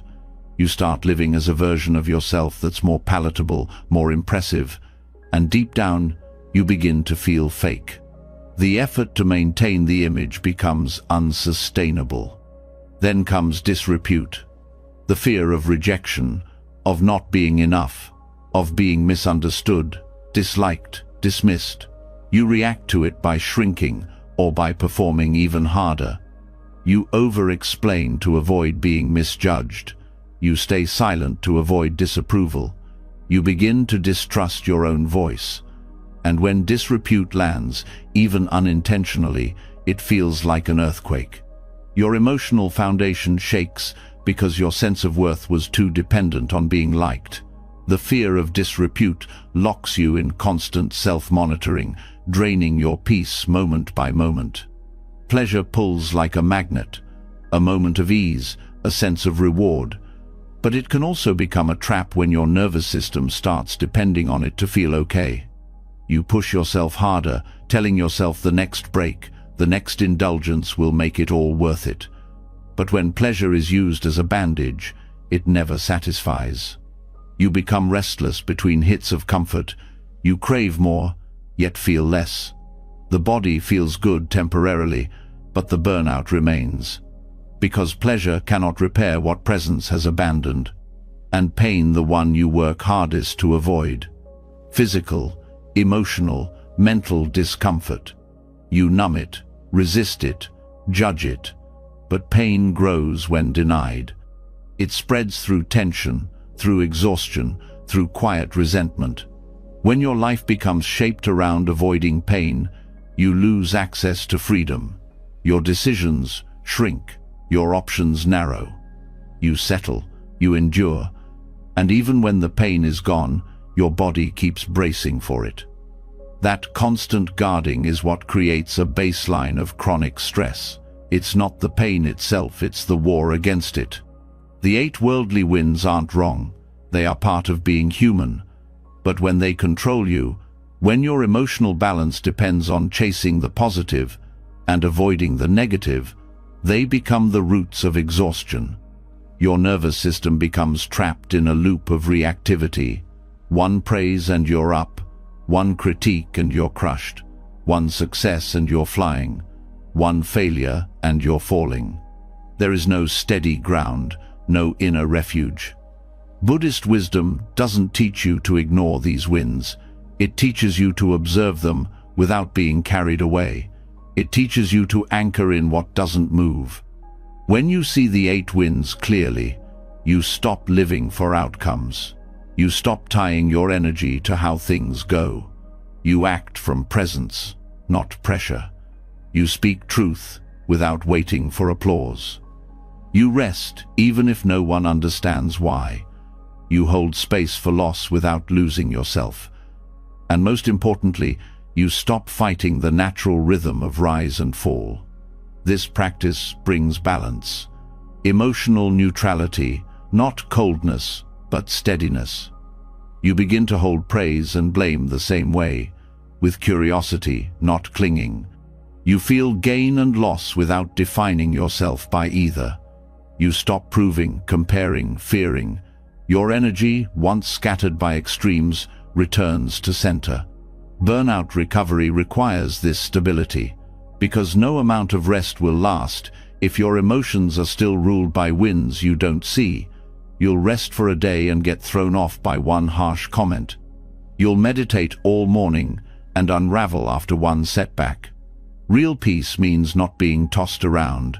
It means finding shelter in your own awareness. The 8 worldly winds are subtle. They sneak into daily thoughts, choices, conversations. They become so familiar you don't question them. But every time you pause to notice their pull, you weaken their grip. Every time you act without chasing reward or fearing rejection, you create new freedom. And that freedom is what repairs the nervous system. Not just rest, but inner safety. Freedom from the winds doesn't mean indifference. It means maturity, wisdom, a kind of internal weatherproofing. Life still moves, feelings still arise, but you're no longer driven by reaction. You respond with clarity, you move with intention, you speak with groundedness.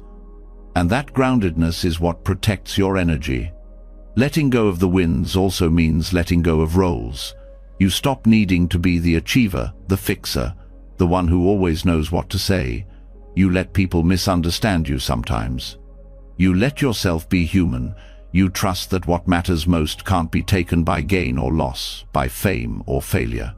It lives deeper than that, in presence, in wisdom, in stillness. So when you feel yourself riding the highs or crashing in the lows, pause, breathe, ask, am I being moved by a wind? And if the answer is yes, that's not a failure, it's a chance to return, to center, to clarity. You don't have to fix it, you just have to see it. Because once seen, the winds start to settle, the mind stops chasing, the body stops bracing, and the exhaustion begins to lift, not because the world has changed, but because you have. When the winds stop tossing you around, something strange happens. Stillness doesn't feel empty, it feels like truth. You see how much of your exhaustion came not from the actual tasks, but from being pulled in every direction emotionally, from trying to manage outcomes, impress others, protect identity. And underneath all of that, a life packed full of roles, obligations, distractions, commitments, choices, goals, full, yet somehow never fulfilling. The noise outside mirrors the noise inside. And now comes the most unexpected teaching of all. The path to peace might not be in adding more healing, more tools, more effort, but in letting go. Not slightly, radically. In Buddhism, this is called nekkhamma renunciation, often misunderstood as deprivation or rejection of the world. It's actually the art of releasing what no longer serves your clarity, not to punish yourself, not to prove anything, but to breathe again, to recover the energy that has been scattered across 1,000 unnecessary tasks, distractions, identities, and ambitions. Burnout thrives in complexity. When everything feels urgent, when your to-do list never ends, when your attention is split between 6 screens and 10 expectations. When your home, your phone, your calendar, your inner dialogue, everything is full. You tell yourself you need to keep up. That slowing down would mean missing out, falling behind, being forgotten. But underneath all of it is a truth your nervous system already knows. This pace is not sustainable. Radical simplification doesn't begin with cleaning out your closet or deleting apps. It begins with a deeper question: what am I holding on to that costs more than it gives? That question cuts through every area of your life: people, projects, habits, thoughts. The act of renunciation is not random, it's wise. It's seeing clearly where energy is leaking, where complexity has turned into suffering, and then letting it go, not in resentment, but in relief. In a hustle culture, this teaching is hard to digest. You're praised for being busy, valued for being productive, encouraged to optimize every moment. Rest becomes another item to schedule. Simplicity gets framed as laziness. And so you keep reaching for more knowledge, more upgrades, more achievements. But none of it lands, because peace can't exist where there is no space. Nekkhamma is not about having less just to say you did. It's about needing less because your joy is no longer dependent on having more. It means stepping off the treadmill entirely, not to collapse, but to finally move on your own terms. It's a return to enough, to being full with what's already here. And when that happens, your system begins to rest, not because you scheduled rest, but because you stopped overloading it. One of the first areas to simplify is your digital world. Hours spent checking, replying, comparing, consuming. Every notification steals a little attention. Every feed scroll stirs emotional energy. These small fragments add up. They interrupt your focus. They stimulate without satisfying. They leave your mind buzzing long after you've put the phone down. Renunciation here doesn't mean deleting everything. It means deciding what input actually nourishes me and letting go of the rest. Mental clutter is harder to see, but just as draining. You carry old conversations in your head, unfinished worries, imaginary arguments, self-judgments on loop. These inner dialogues keep your system engaged even when your body is resting. Letting go here means noticing what loops are active and gently choosing to put them down. You can think about it later, or not at all. You don't have to finish every thought. Silence is not a failure, it's a reset. Physical clutter plays a role too, not because minimalism is a goal in itself, but because your environment reflects your mind. A space full of things you don't use creates friction, visual noise, micro-decisions. A simplified space signals safety. It tells your brain, nothing to manage here. It allows your senses to rest. It becomes easier to breathe. Social simplification is one of the most powerful forms of renunciation. There are conversations you keep having out of habit, people you stay connected to out of guilt, roles you maintain out of fear. But every interaction costs energy. When you're burned out, energy is a sacred resource. Simplifying your social world means telling the truth. You're allowed to have boundaries. You're allowed to take space. You're allowed to step away without apology. The people who matter will understand. The rest were never aligned. Even your spiritual or healing journey can become overloaded. More books, more methods, more pressure to fix. But healing doesn't need to be a full-time job. When you trust the simplicity of awareness, of silence, of presence, you stop chasing the next solution. You rest in what's already working. You stop trying to reach enlightenment by over-efforting. You return to the breath, the moment, the space between thoughts. That's enough. Saying no is a form of renunciation. So is stopping. So is resting without productivity. These are radical acts in a culture that trains you to earn your worth through exhaustion. But each time you say no to something you don't need, you say yes to something deeper, your nervous system, your clarity, your peace. Letting go also means surrendering the image of who you thought you had to be. Maybe you've outgrown certain goals, but you still chase them because they're tied to your identity. Maybe the job, the project, the routine that once made sense now feels heavy, but you keep doing it because it's what people expect. Burnout feeds on that dissonance. Renunciation invites honesty. You ask, is this aligned with who I am now? And if it's not, you give yourself permission to release it. Joy is a surprising side effect of renunciation, because when you stop being pulled in 100 directions, you get to feel what's actually here. A breeze, a conversation, a moment of laughter. You don't need a perfect life to feel good. You just need space to feel it all.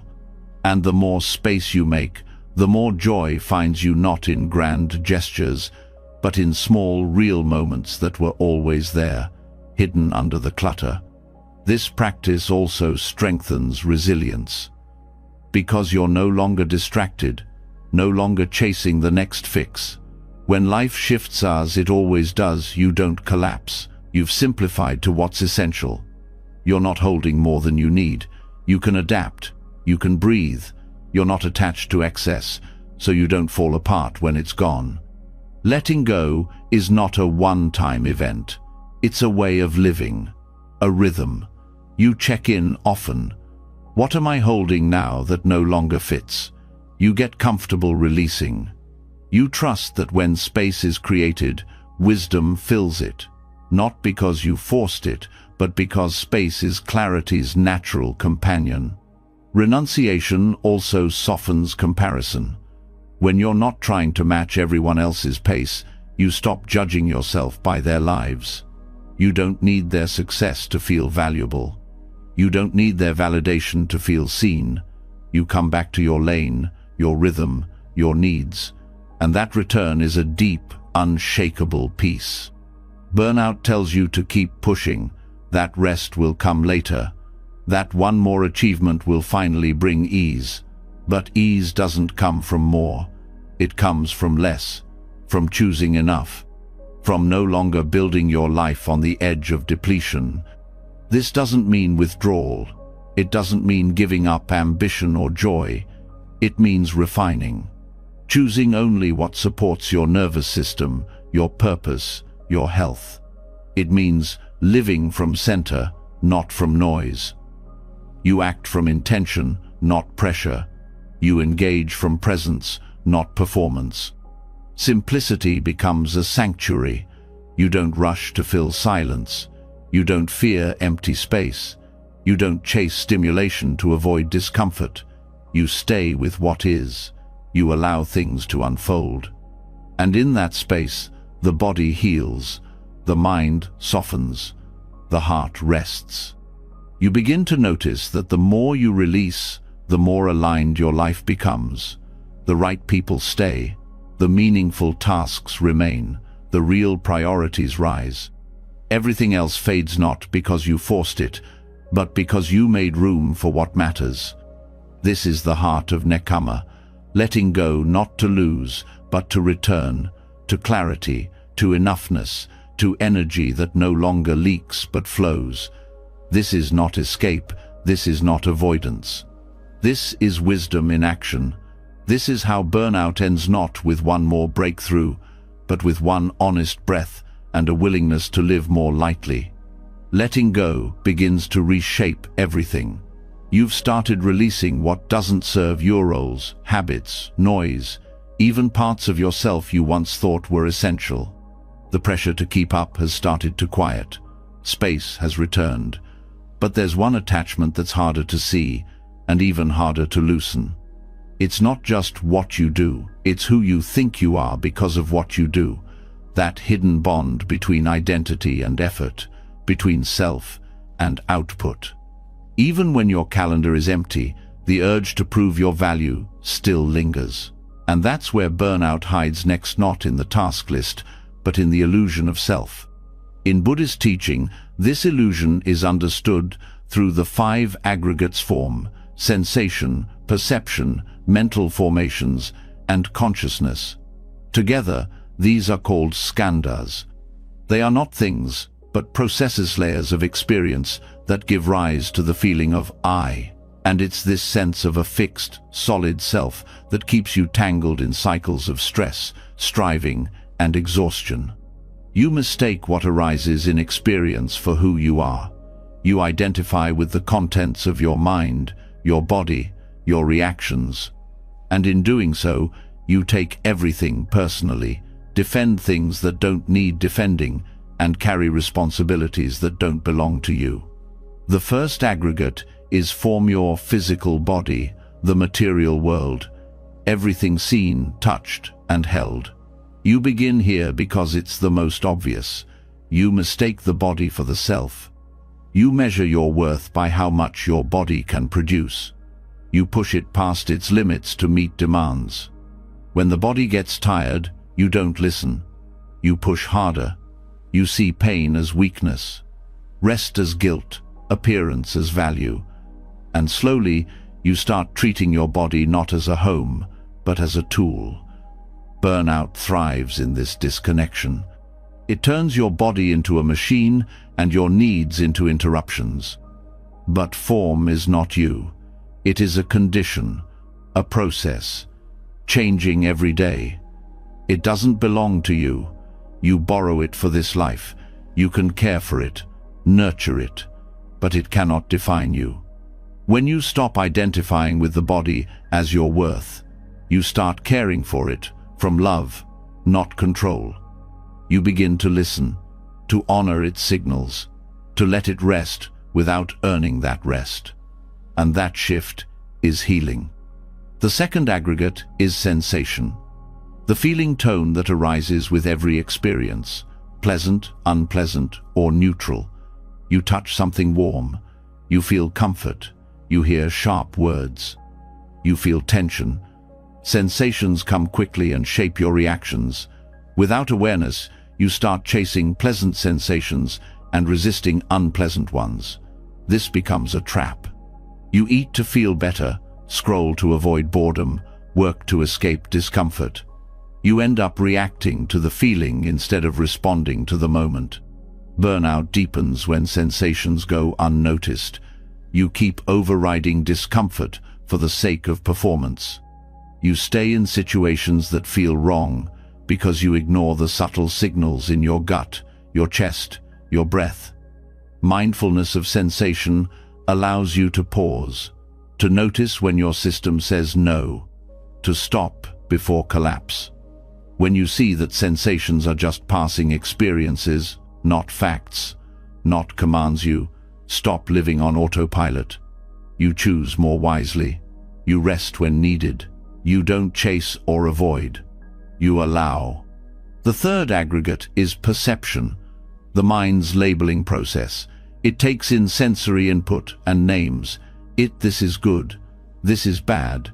This is safe. This is dangerous. Perception creates categories. It tells stories. It forms the background of judgment.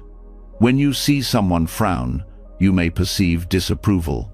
When you miss a deadline, you may perceive failure. These labels become automatic. They shape how you respond. But perception is not truth. It is conditioned by your past, by memory, by bias. It filters reality, but it is not reality. In burnout, perception becomes distorted. You begin to interpret neutral situations as threats. You see requests as demands. You hear feedback as criticism. These mental shortcuts are not malicious, they are learned responses, but they use energy. They feed anxiety. They keep your nervous system on alert. When you recognize perception as just one layer knot, as the final word, you create space. Space to ask, is this really what's happening? Or is this what my mind is saying? That space brings calm. It stops the spiral. It restores clarity. The fourth aggregate is mental formations. These are the patterns, thoughts, emotions, impulses that shape your choices. Formations include beliefs, habits, drives, moods. They are not random.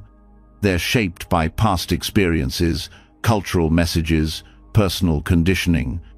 You might carry a mental formation that says, I must always be productive, or I'm not allowed to fail. These unspoken programs influence your reactions to stress. They create the inner pressure that pushes you to overextend.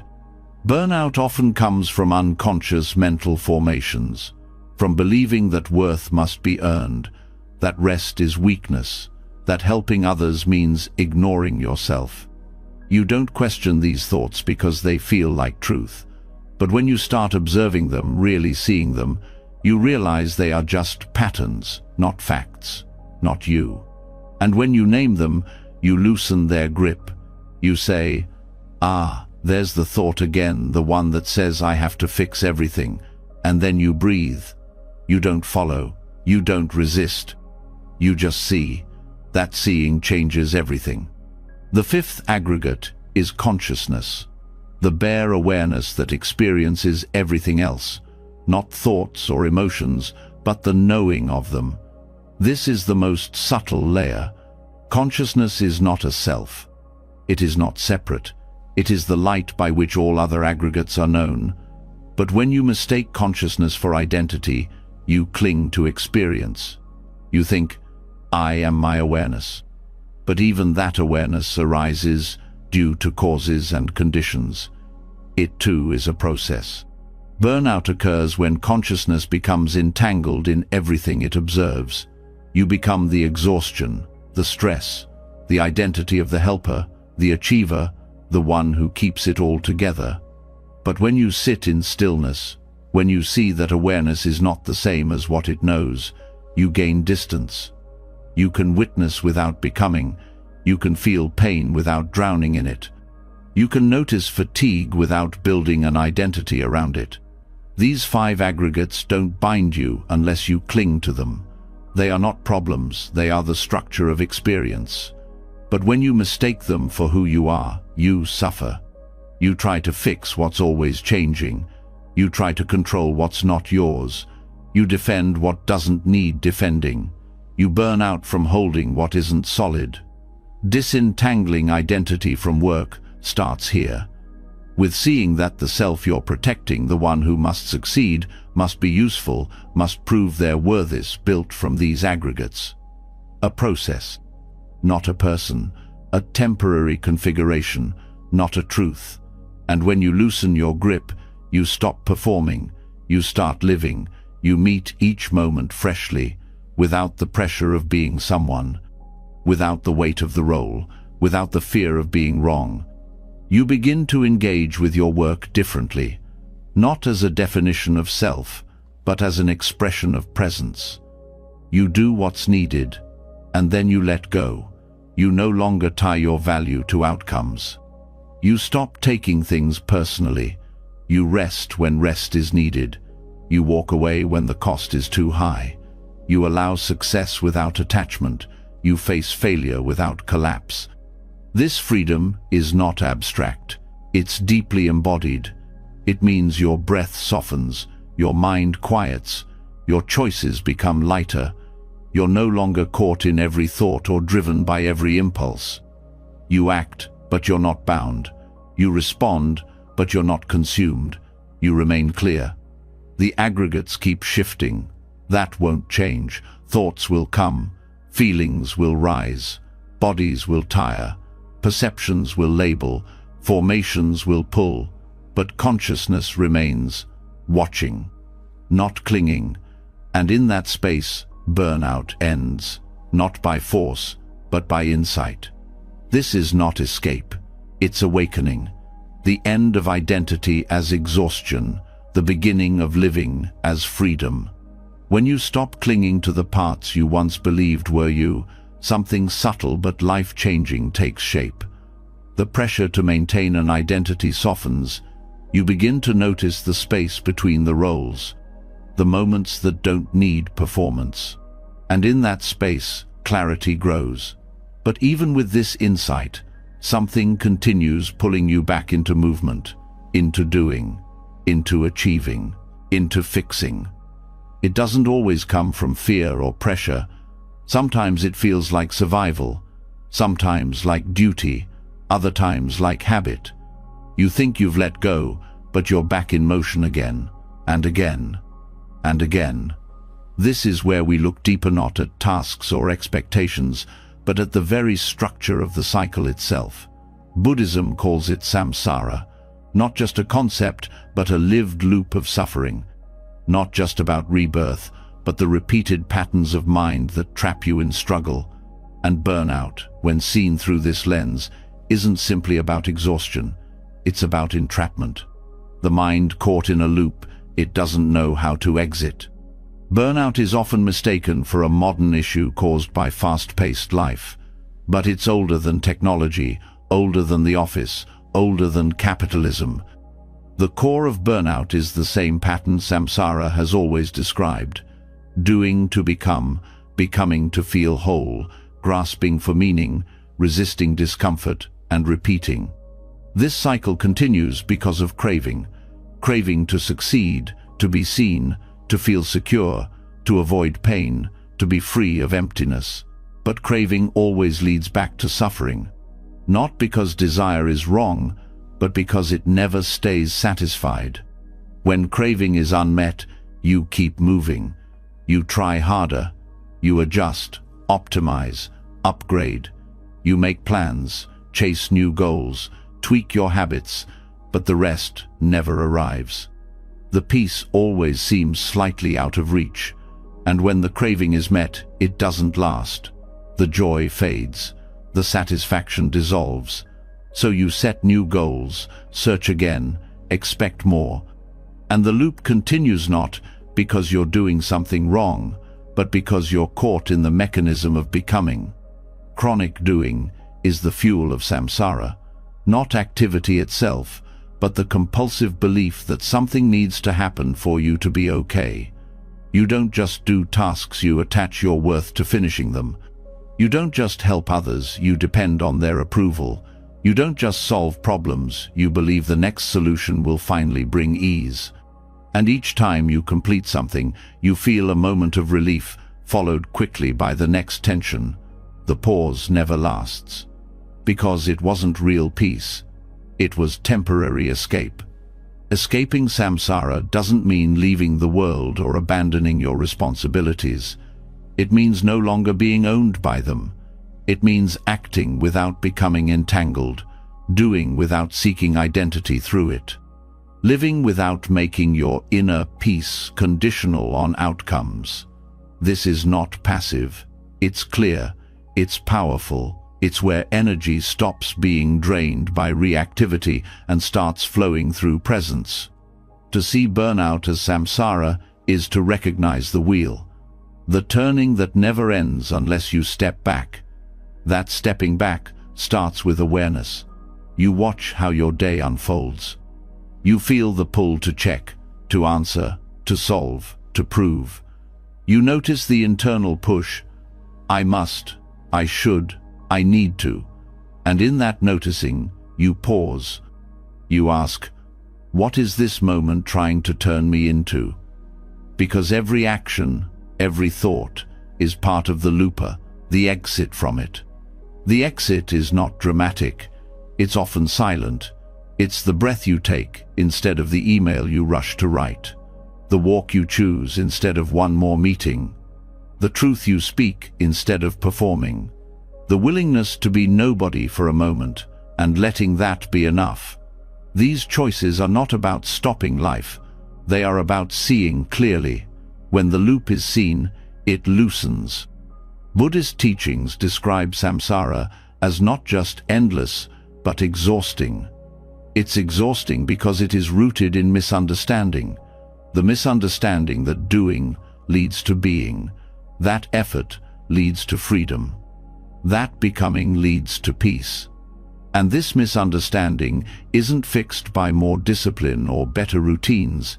It is only undone by insight into the futility of chasing what cannot fulfill. Burnout grows when you believe rest is a reward, not a right. When you see pause as weakness, not wisdom. When the voice inside only values you when you are producing. These are samsaric voices shaped by conditioning, echoed by culture, rarely questioned.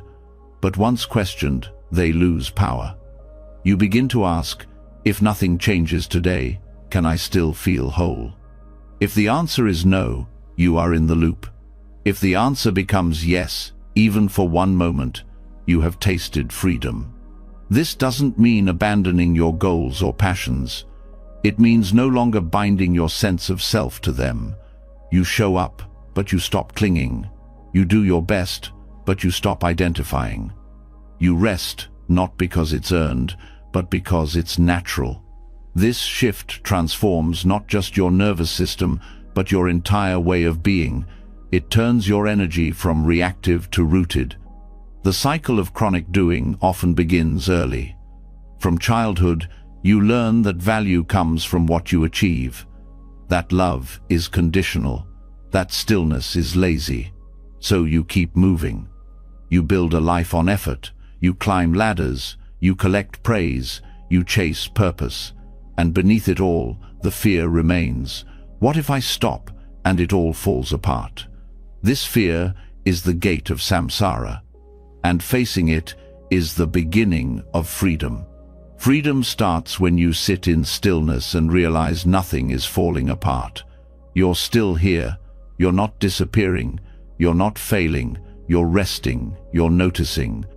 You're remembering that you exist without needing to perform. This realization isn't intellectual, it's felt in the body. The unclenching, the sigh, the release. That moment is outside the loop. That's where healing happens. The Buddha taught that samsara continues through ignorancenot, seeing the nature of experience clearly. Burnout too continues through a kind of blindness. You keep repeating behaviors without seeing their cost. You keep running toward ideals without noticing the damage. But when the light of awareness touches those patterns, they shift. Not because you force them, but because they no longer make sense. You start to live differently. Not because of rules, but because the taste of clarity is better than the high of accomplishment. You start to prioritize peace over productivity, not by withdrawing, but by choosing wisely. You stop saying yes to things that steal your stillness. You let go of roles that no longer align. You slow down not to escape, but to inhabit life more fully. This life is not meant to be burned through, it's meant to be felt, lived, met with presence. Samsara wants speed. Awakening asks for attention. And in that attention, you find all the things burnout promised, but never delivered: contentment, connection, and the deep, steady joy of simply being. Let this be the moment you stop circling the same path. Let this be the pause that changes the rhythm. Let the cycle rest. You are already whole. Nothing more needs to be done. Once you begin to see burnout not just as exhaustion but as part of a deeper loop of becoming, a samsaric pattern driven by craving and unconscious repetition, the impulse to constantly perform starts to unravel. But as the loop loosens, another question rises: what now? What does it mean to engage with life in a way that doesn't lead you back into the same cycle? If doing too much creates suffering, is all effort the problem, or is it something else? The truth is, effort itself is not the enemy. It's the kind of effort, the intention behind it, the direction it takes, the energy it consumes that matters. And this is where the Buddhist path offers something rare, not escape from effort, but a wiser way to move, the path of right effort. Right effort is not about passivity. It's not about giving up or doing less for the sake of doing less. It's a complete reframing of what effort actually means. It shifts you from toxic productivity driven by fear, urgency, and identity to sustainable presence, rooted in clarity and compassion. The difference is subtle, but life-changing. Because effort without wisdom depletes you. Effort with awareness supports you.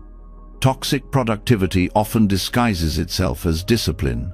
It rewards overwork and celebrates exhaustion. You're told to push through, to hustle, to sacrifice rest for results. It doesn't care what's driving you, only what you produce. And if you burn out, there's always more coffee, more tips, more pressure to optimize. This kind of effort might look effective on the outside, but on the inside, it erodes your well-being. You stop listening to your body, you override your emotions, you become more machine than human, and eventually, the system collapses. Right effort begins with intention. It asks you to pause before action, to ask, why am I doing this? What's fueling this choice? Is it clarity or fear? Is it compassion or pressure? The Eightfold Path places effort not at the beginning, but in the middle after right view and right intention. This order matters. You don't act first, you see first. You understand what's true, then align your effort to that truth. The Buddha described right effort as fourfold: preventing unwholesome states, abandoning unwholesome states already arisen, cultivating wholesome states, and maintaining them once they arise. It's simple, but deep. First, you protect your mind.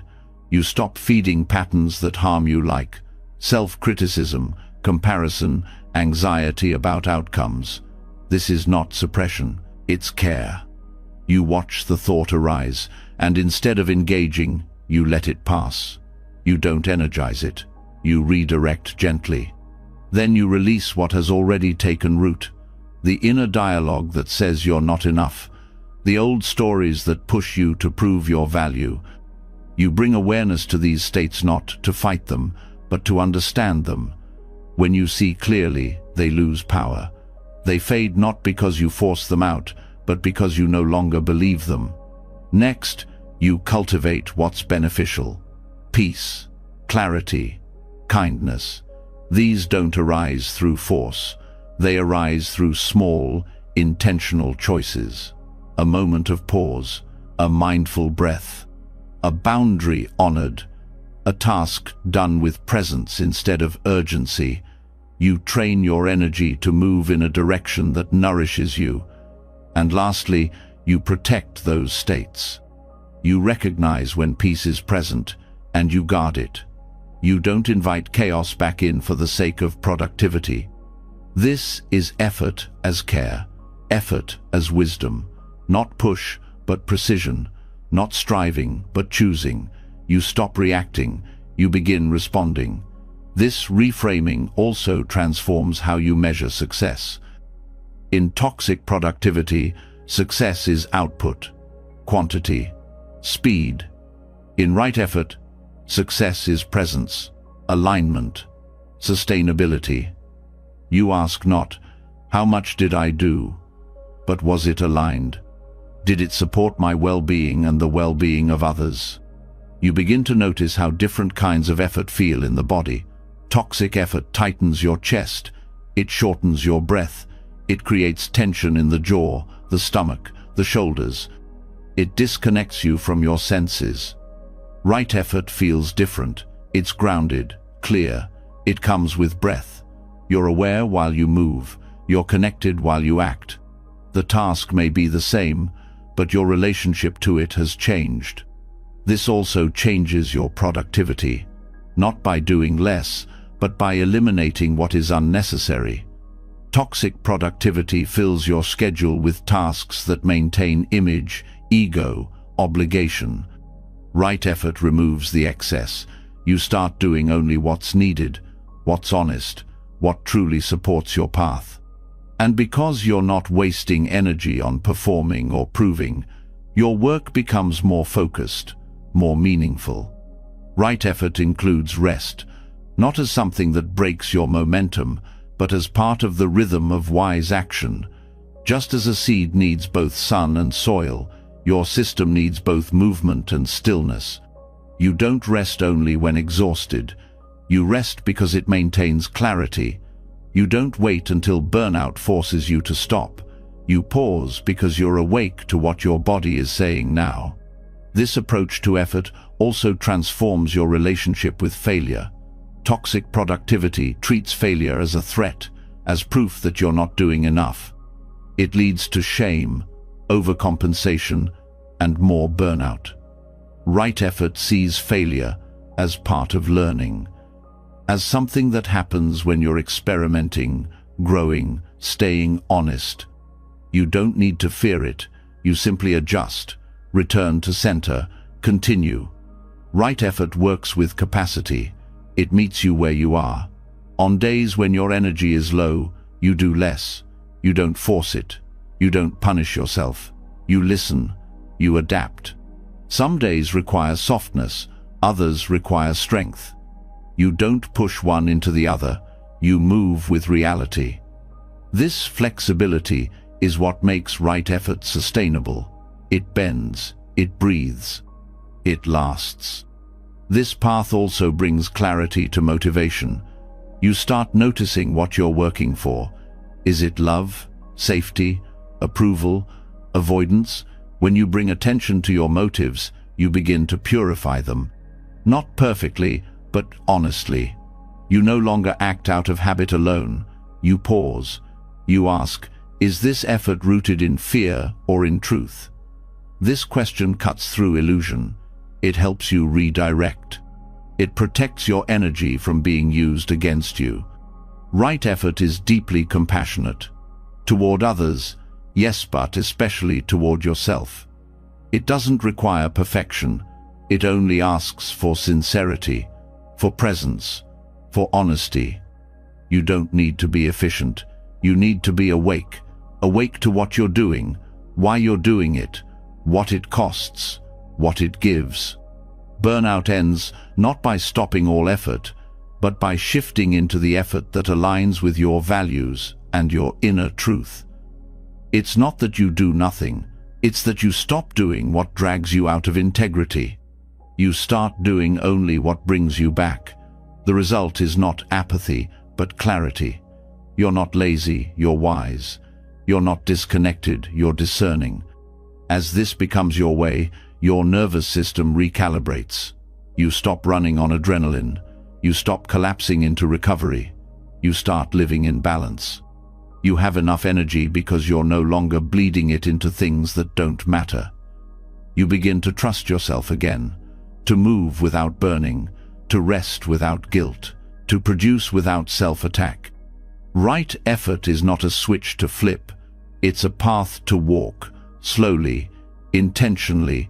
You fall off, and you return. You forget, and you remember. This is how the path works. It doesn't demand perfection. It invites practice. Each step forward is a healing. So when the pull to push returns, and it will pause. Ask if it's truth or pressure. Ask if it's love or fear.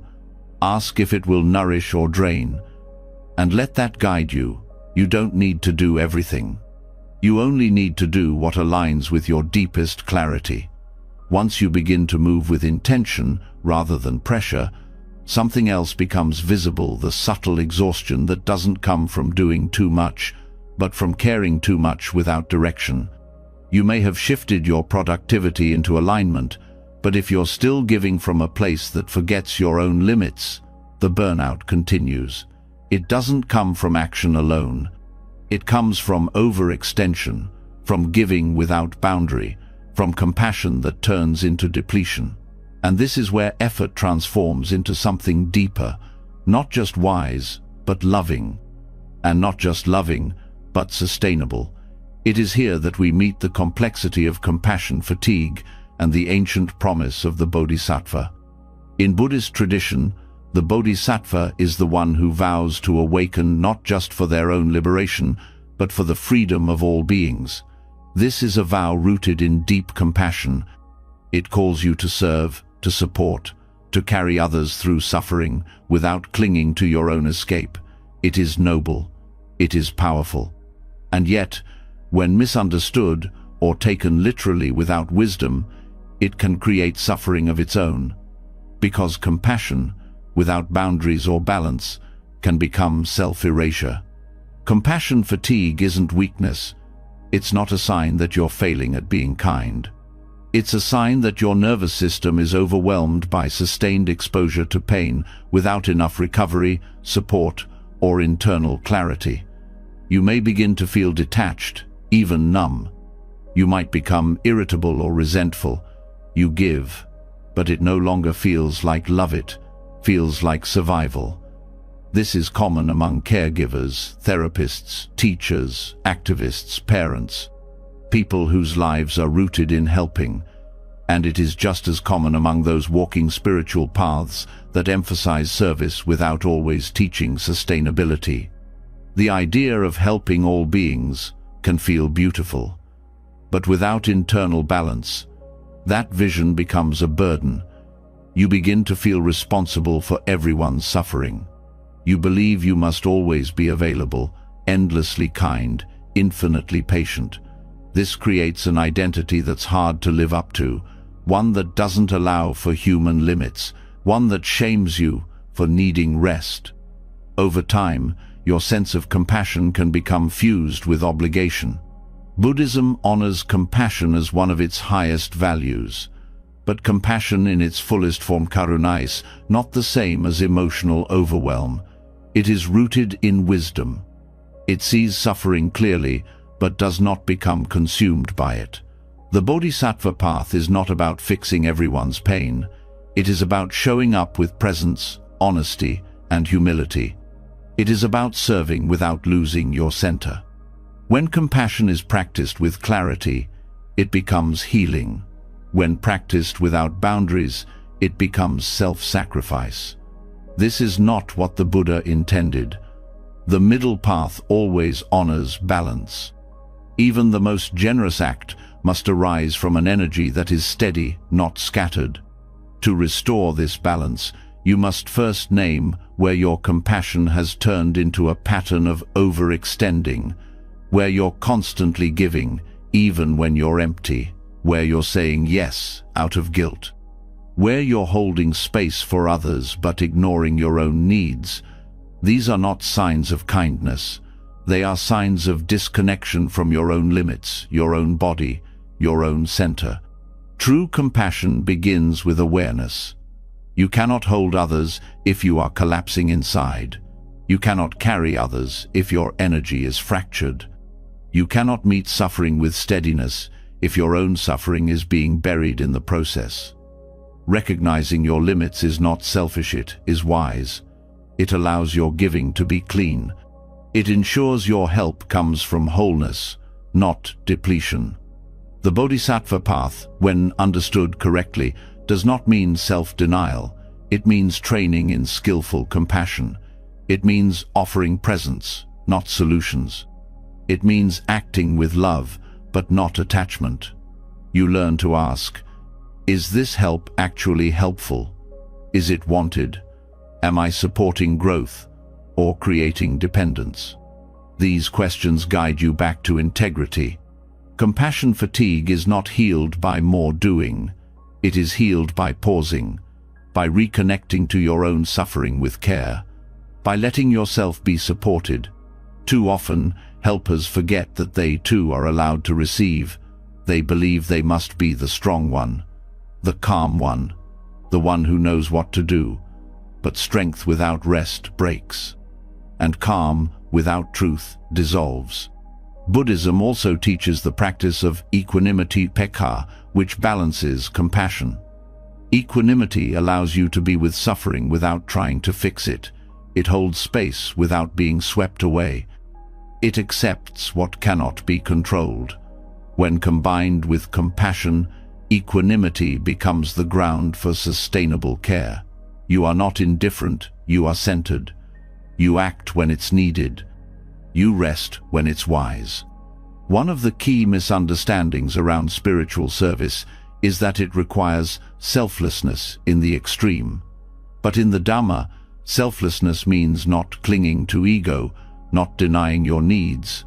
It means recognizing that the boundaries between self and other are fluid, not non-existent. Caring for yourself is caring for the whole. Your well-being matters.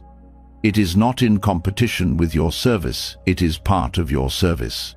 The Bodhisattva vow can be lived with depth and health when you understand that compassion does not mean rescuing. You are not here to solve everyone's life. You are here to be a mirror of presence, to be an example of steadiness, to act where it's wise, and to step back when it's not.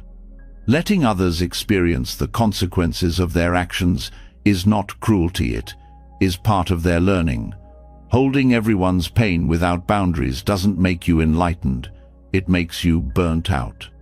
Skillful compassion involves choice. You choose where your energy goes. You choose who you support and when. You choose rest when needed. You let go of saving people and move toward accompanying them. You stop carrying weight that was never yours. You begin to trust that others have their own path, their own timing, their own inner wisdom. This trust is essential. Because without it, your helping becomes controlling. You try to prevent suffering instead of witnessing it. You try to shape outcomes instead of meeting the moment. And every time you try to control, your compassion becomes diluted by fear. Fear that you're not doing enough. Fear that others will fall apart. Fear that your value lies in being needed. But you are not needed to save anyone. You are invited to show up honestly, to listen, to offer what's real, and to let go. Sometimes the most compassionate act is to step aside. Sometimes it's to say no. Sometimes it's to take a long walk and let the world spin without you. Not because you don't care, but because you do. In Buddhism, compassion is not just about emotion, it's about action rooted in wisdom. That means your nervous system must be part of the equation. You need to feel regulated to offer true presence. You need to be nourished to give without collapse. This is why monks and nuns live in simplicity, not to escape life, but to preserve their capacity to serve it with clarity. In your life, this might mean fewer conversations, less availability, shorter commitments, more rest, more boundaries, more silence. These are not signs of turning away. They are signs of deepening your compassion so it lasts. When compassion is rooted in truth, it sustains itself. It doesn't flare up and crash, it flows. It respects both giver and receiver. It honors space. It doesn't confuse presence with fixing. It doesn't depend on praise. It isn't afraid of discomfort.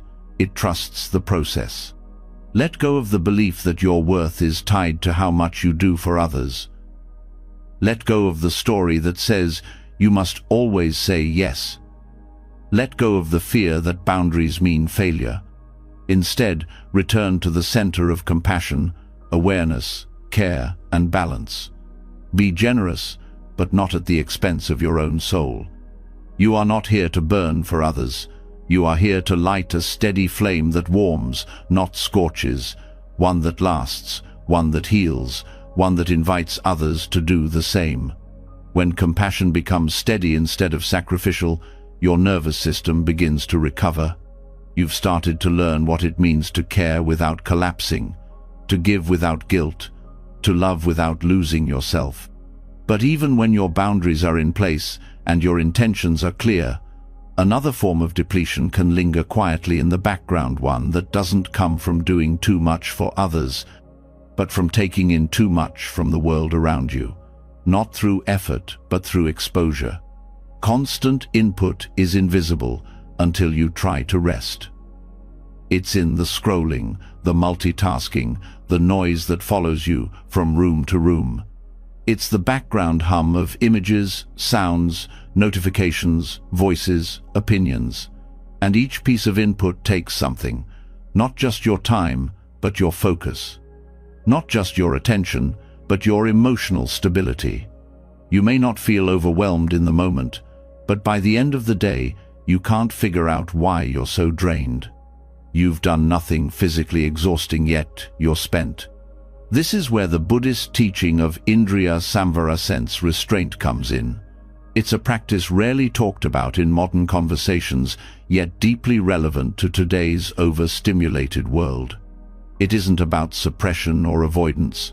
It's not about shutting your eyes to beauty or plugging your ears to sound. It's about moderation. It's about knowing the limits of your attention and understanding that the senses are gateways, not just for experience, but for energy. What you allow in through those gates can either restore you or exhaust you. Sense restraint begins with awareness. You notice how much you're actually taking in, not just what's in front of you, but how much of it you're absorbing. Your phone might be on, but are you really present? The TV might be playing in the background, but what is it doing to your mood? The podcast, the open tabs, the endless visuals, each one leaves a trace. And while your conscious mind may filter them quickly, your nervous system does not. It processes every bit, and that processing uses energy. This doesn't mean the senses are bad. Buddhism never claims that, but it does point out how unguarded senses can lead to suffering. Not because seeing or hearing is the problem, but because the mind attaches, reacts, craves, and resists in response to what comes in. One piece of news can spark a spiral. One image can trigger insecurity. One sound can bring tension. When you multiply this by the hundreds of stimuli you receive each day, the result is overstimulation. And overstimulation leads to chronic fatigue, not just physical, but emotional. Sense restraint doesn't ask you to run from the world. It asks you to be selective, to choose what your mind is exposed to with the same care you use when choosing what your body eats. You don't let just anything into your body. Why let anything into your mind? You begin by noticing your thresholds. How much sound can you take before you feel agitated? How much scrolling before you feel numb? How many conversations before your thoughts get scattered? These thresholds are not fixed. They change with your energy, your state, your capacity. Honoring them requires honesty, noticing when you've had enough and choosing to pause. Pausing can feel unnatural at first. You may be used to filling every quiet space with more input, but the silence you avoid is often where healing begins. When the senses are given rest, the system recalibrates. You begin to hear the body's signals again. You begin to notice what was drowned out by the noise, subtle emotions, intuitive guidance, unprocessed experiences waiting for space to surface. A simple act like turning off your phone an hour earlier can begin this shift. Or eating without watching something, or walking without headphones. These are not grand gestures. They are micro moments of space. And that space is what rebuilds your emotional reserve. It allows the nervous system to shift out of constant alertness into a rhythm of rest. Sense restraint is also about direction.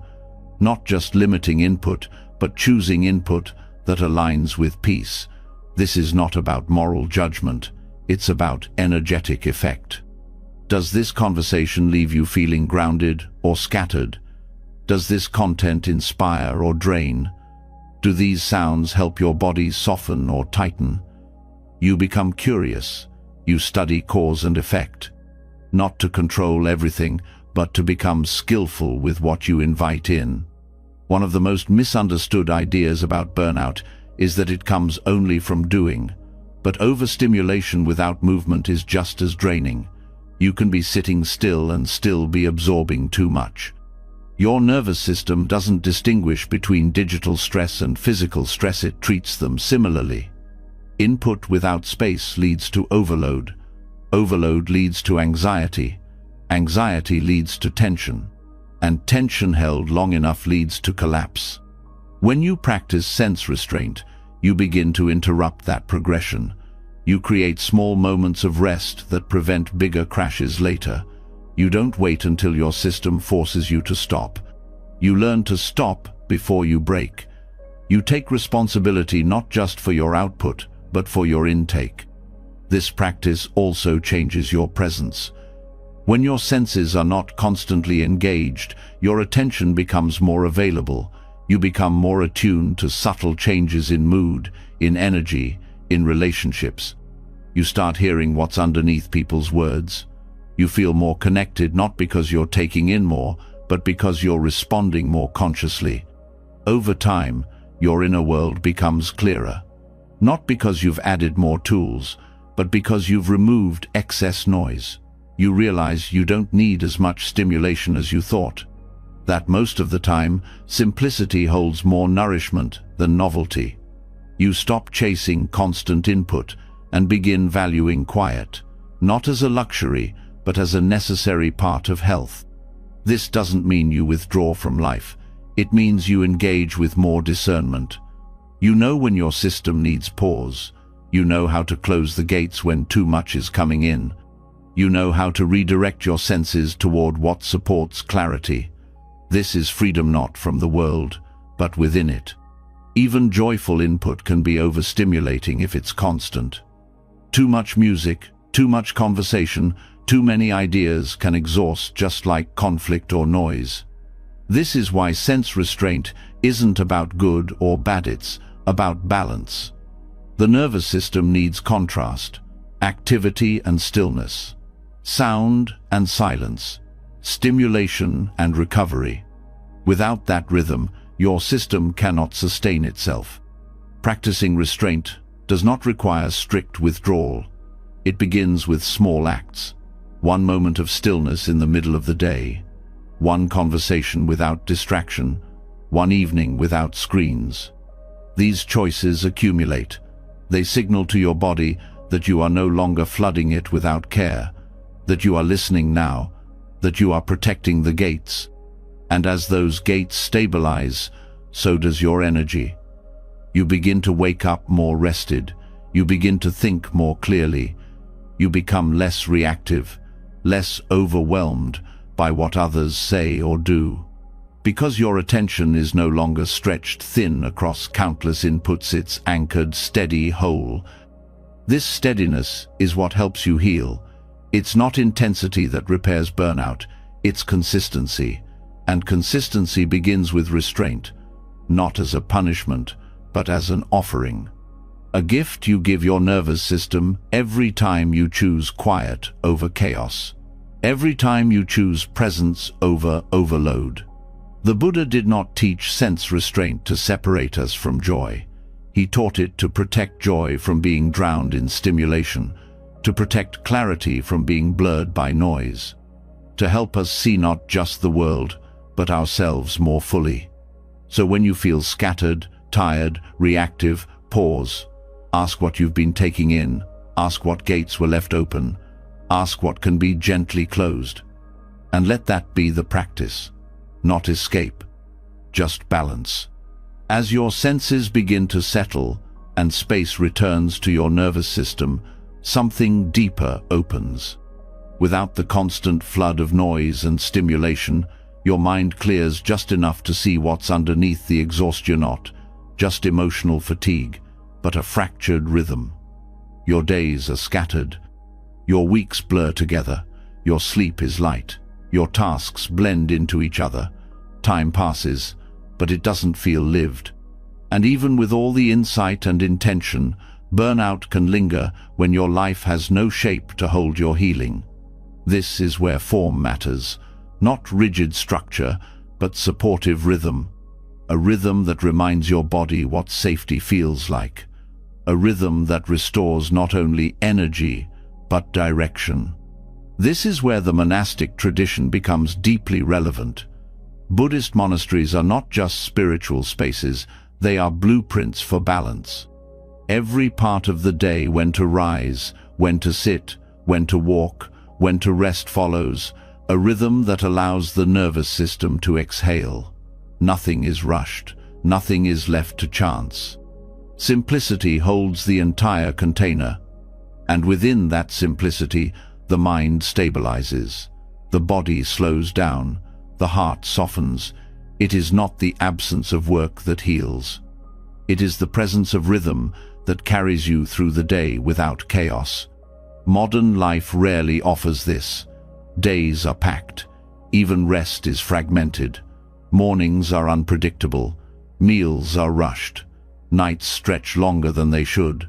And even with good intentions, recovery doesn't happen in a scattered life. What the monastic world teaches is that healing begins with structure, not for control, but for clarity. You create a pattern that your system can trust. You wake at the same time, you eat at the same time, you rest before depletion, not because you have to, because the body thrives on rhythm.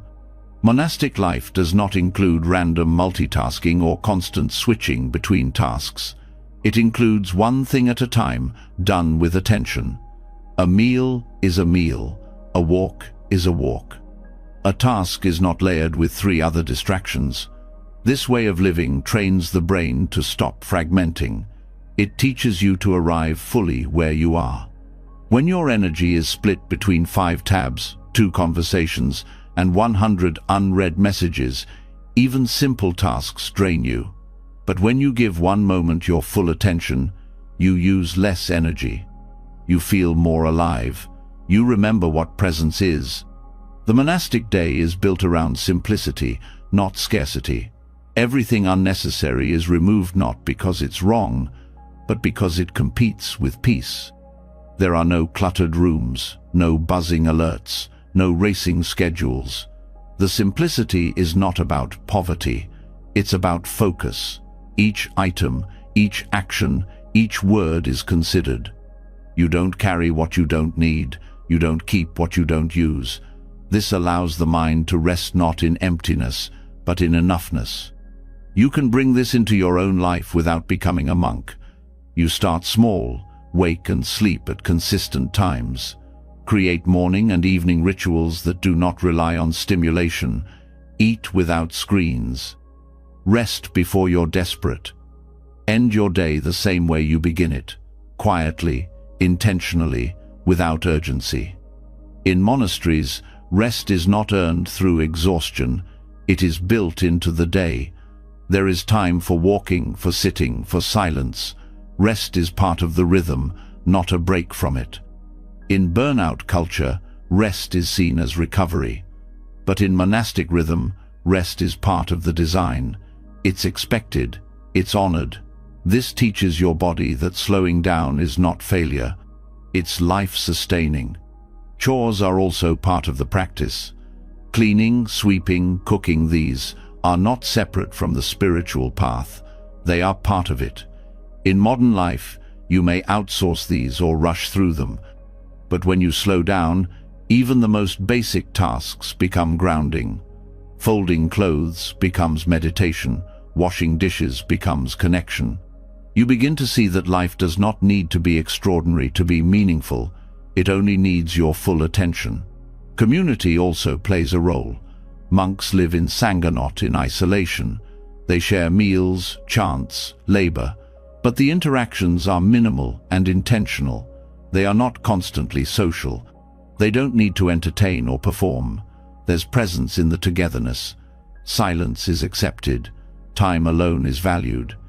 In modern burnout culture, you're often isolated by busyness or overstimulated by social pressure. What monastic life shows is that you need both solitude and gentle connection. Not endless interaction, but supportive presence. Another essential feature of monastic rhythm is cyclic activity. Days have patterns, weeks include rituals, seasons follow traditions. There's a cycle within a cycle. This helps the body orient. When every day is different, your system doesn't know what to expect. When you begin to create cycles, weekly rest days, monthly digital breaks, seasonal slowdowns, you anchor yourself. These are not about rigid planning. They are about knowing that rhythm is not just helpful, it's healing. In the monastery, even speech follows a rhythm. Noble silence is practiced during parts of the day. Words are used sparingly. This prevents emotional overload. It reduces mental noise. It allows the senses to recover. In your life, this might look like scheduling time without conversation, letting one day a week be quiet, allowing time after work to include space before socializing. This silence isn't avoidance, it's integration, a chance for the mind to digest. Technology also needs boundaries. In the monastery, there are no phones, no endless scrolling, no split-screen attention. While this may not be fully possible in your world, you can still apply boundaries. Decide when your day is screen-free. Choose hours without input. Let your mornings begin without a device. Let your nights end without content. Protecting your inner rhythm means protecting your attention. Monastic rhythm teaches that life is not meant to be packed. It's meant to be paced. The body has cycles, the breath has rhythms. Healing happens when life follows that natural flow. You don't need to be busy to be valuable. You don't need to fill every hour to make it meaningful. You need to create space, consistency, silence, simplicity. These are the building blocks of nervous system recovery. Even your spiritual practice can follow this design. Meditation at the same time each day. Study in small, regular sessions. Mindful movement integrated into your routine. You don't need to wait for retreat.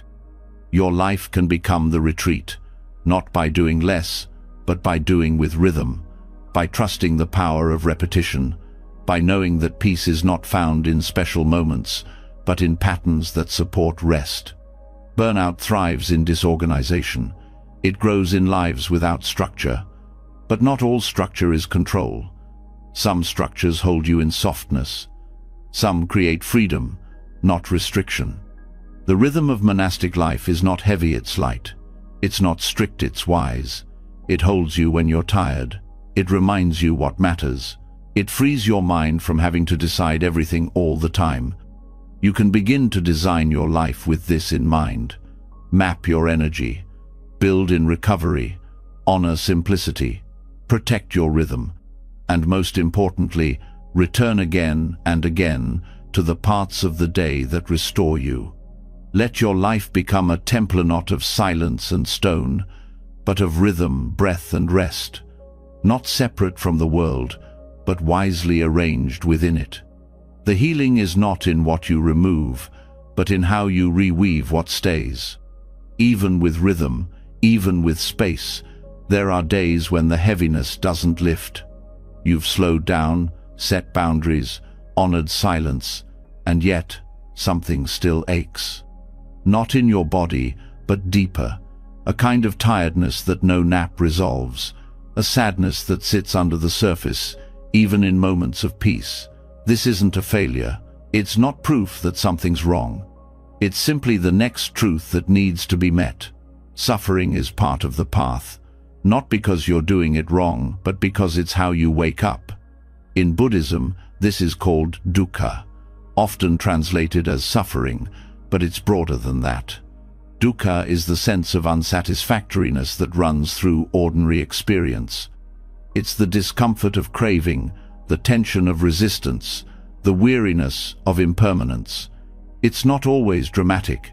Sometimes it's subtly quiet, discontent, a feeling that nothing quite fits. Burnout is one of the modern expressions of dukkha, a signal that the way you've been living is out of alignment with something deeper. Burnout is not just too much work. It's the collapse that comes when you spend your life chasing what cannot satisfy. You push for success, for approval, for peace in future outcomes. You resist rest, fear stillness, avoid grief, and all the while, the nervous system tightens. The body starts whispering. Eventually it screams. And when it does, the mind often tries to push through, to fix, to escape. But dukkha cannot be escaped. It can only be seen. And in that seeing, something begins to shift. The first noble truth is not a pessimistic statement. It's an invitation to honesty. It says, suffering exists. Stress is real. Trying to avoid it only makes it stronger. Burnout, when viewed through this lens, is not an interruption of life. It is a mirror. It shows you where you've been grasping, where you've been running, where you've been hoping something outside you will finally give you the feeling of okayness inside. And when the body collapses under that pressure, the mind finally has a chance to listen. Dukkha is not a problem to solve, it's a teacher. It says, look here, this hurts because something is off. And if you're willing to stay with it, without numbing, without analyzing it into oblivion, the suffering begins to reveal something. You see how much energy goes into being someone, how much weight you carry trying to keep things together, how deeply you fear being still, because in stillness, the ache becomes visible. This ache isn't a sign of weakness. It's the doorway to depth. The beginning of wisdom is not in feeling better, it's in understanding what hurts and why. And in that understanding, a kind of softness begins to form. You stop blaming yourself for being tired. You stop calling yourself lazy. You begin to hold your exhaustion like you would hold a friend gently, with presence, without needing to fix. Dukkha has many layers. Some are physical, some are emotional, some are existential. The kind that comes from realizing that no matter how much you do, life is still uncertain, that people change. That control is a story, that even joy fades. This isn't depressing, it's clarifying. It shows you what not to cling to. It teaches you where to stop investing your hope. Not so that you give up, but so that you can redirect your energy toward what actually sustains you. Burnout is a form of dukkha that emerges when the self you've been maintaining becomes too heavy to carry. The identity of the helper, the achiever, the always available one. These roles become masks. And the longer you wear them, the more disconnected you feel. The suffering isn't just from doing too much, it's from not being able to put the mask down. When burnout arrives, it is your life asking for truth, asking for simplicity, asking for space to let the mask fall. In meditation, you begin to watch how the mind resists discomfort. You see how quickly it jumps to distraction, how it creates stories to explain or escape pain. But the practice is to stay, not to suffer more, but to suffer consciously. To see that the pain is not personal, that it arises due to conditions, that it changes when not clung to. This is how suffering becomes insight. Insight doesn't come in one flash. It builds through repetition, through meeting the same pain again and again, until it stops feeling like a threat, until it becomes something familiar, something you no longer run from. And once you stop running, your energy begins to return. Because it was never the suffering that depleted you, it was the resistance to it. When you meet dukkha with curiosity instead of fear, you begin to ask different questions. Not how do I fix this, but what is this teaching me? You begin to notice patterns, the way you rush through rest, the way you abandon yourself when others are uncomfortable, the way you postpone joy until everything is under control. These patterns are not moral failings. They are learned survival strategies. But they no longer serve you. Dukkha brings them to light so they can be released. The Buddha didn't promise a life without pain. He pointed to the possibility of liberation within the reality of pain. Burnout, then, becomes not a detour from your path, but your path itself. It strips away what's extra. It leaves only what's real. And what's real is not fragile. It's not something you need to maintain. It doesn't need constant validation. It doesn't fear quiet. It simply is. Letting dukkha guide you doesn't mean becoming passive. It means becoming honest. You stop pretending you're okay when you're not. You stop pushing through when what you need is to pause. You let the ache be part of the process, not as something to wallow in, but as something to walk with. You stop asking life to be painless and start asking it to be real. This shift changes how you relate to others. You become less reactive to their pain, less afraid of their discomfort. You no longer need to fix or avoid. You can sit with them, as you've learned to sit with yourself. This is the heart of compassion, not sympathy, but presence, not solutions, but space. As you continue to live with dukkha as your teacher, your priorities shift. You stop seeking high peaks and start appreciating quiet ground. You stop reaching for constant stimulation and start valuing stability. You find richness in stillness, meaning in simplicity, and energy in honesty. You also begin to respect the limits of the body. Pain teaches you where your edges are. Fatigue shows you when you've crossed them. You start to listen earlier. You learn to live inside your capacity instead of always testing its edge. This isn't shrinking, it's wisdom. You begin to live from your center, not your adrenaline. There's a kind of joy that arises when suffering is met fully. Not the joy of escape, but the joy of alignment. You are no longer pretending, no longer split, no longer at war with what is. This joy is quiet, but it lasts. It doesn't rely on circumstances. It lives in truth. You realize the most transformative experiences of your life have come not from avoiding pain, but from allowing it to open you. Every moment you thought would break, you brought something unexpected, a softness, a depth, a clarity. Dukkha did not destroy you, it revealed you.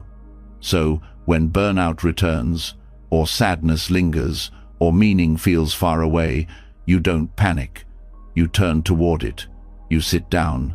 You breathe. You listen. Because now you know, this is not failure.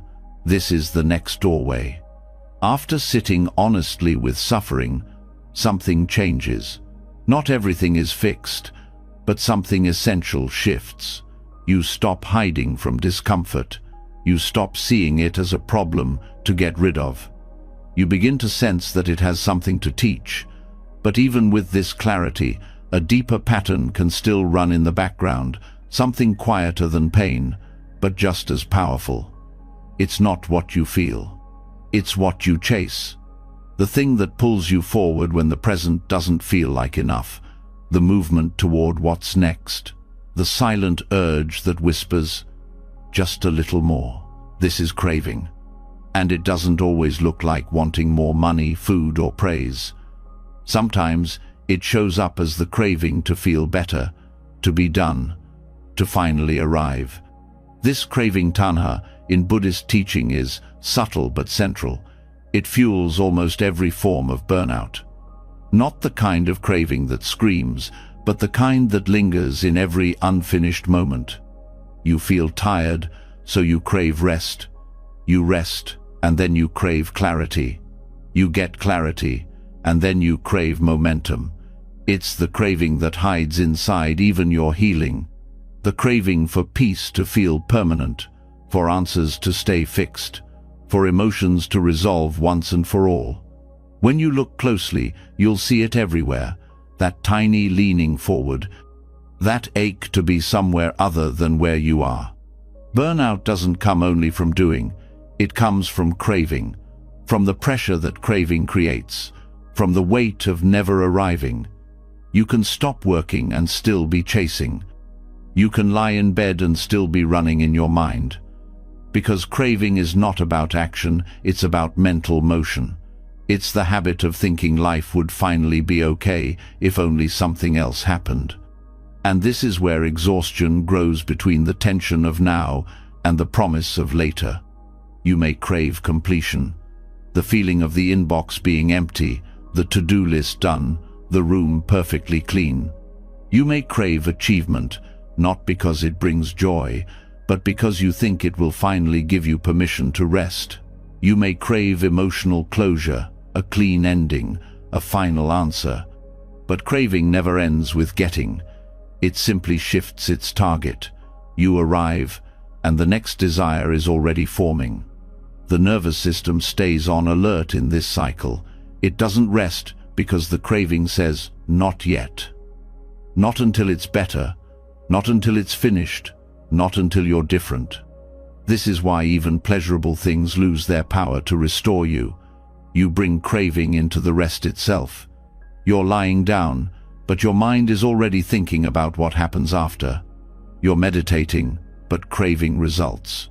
You're breathing, but craving stillness.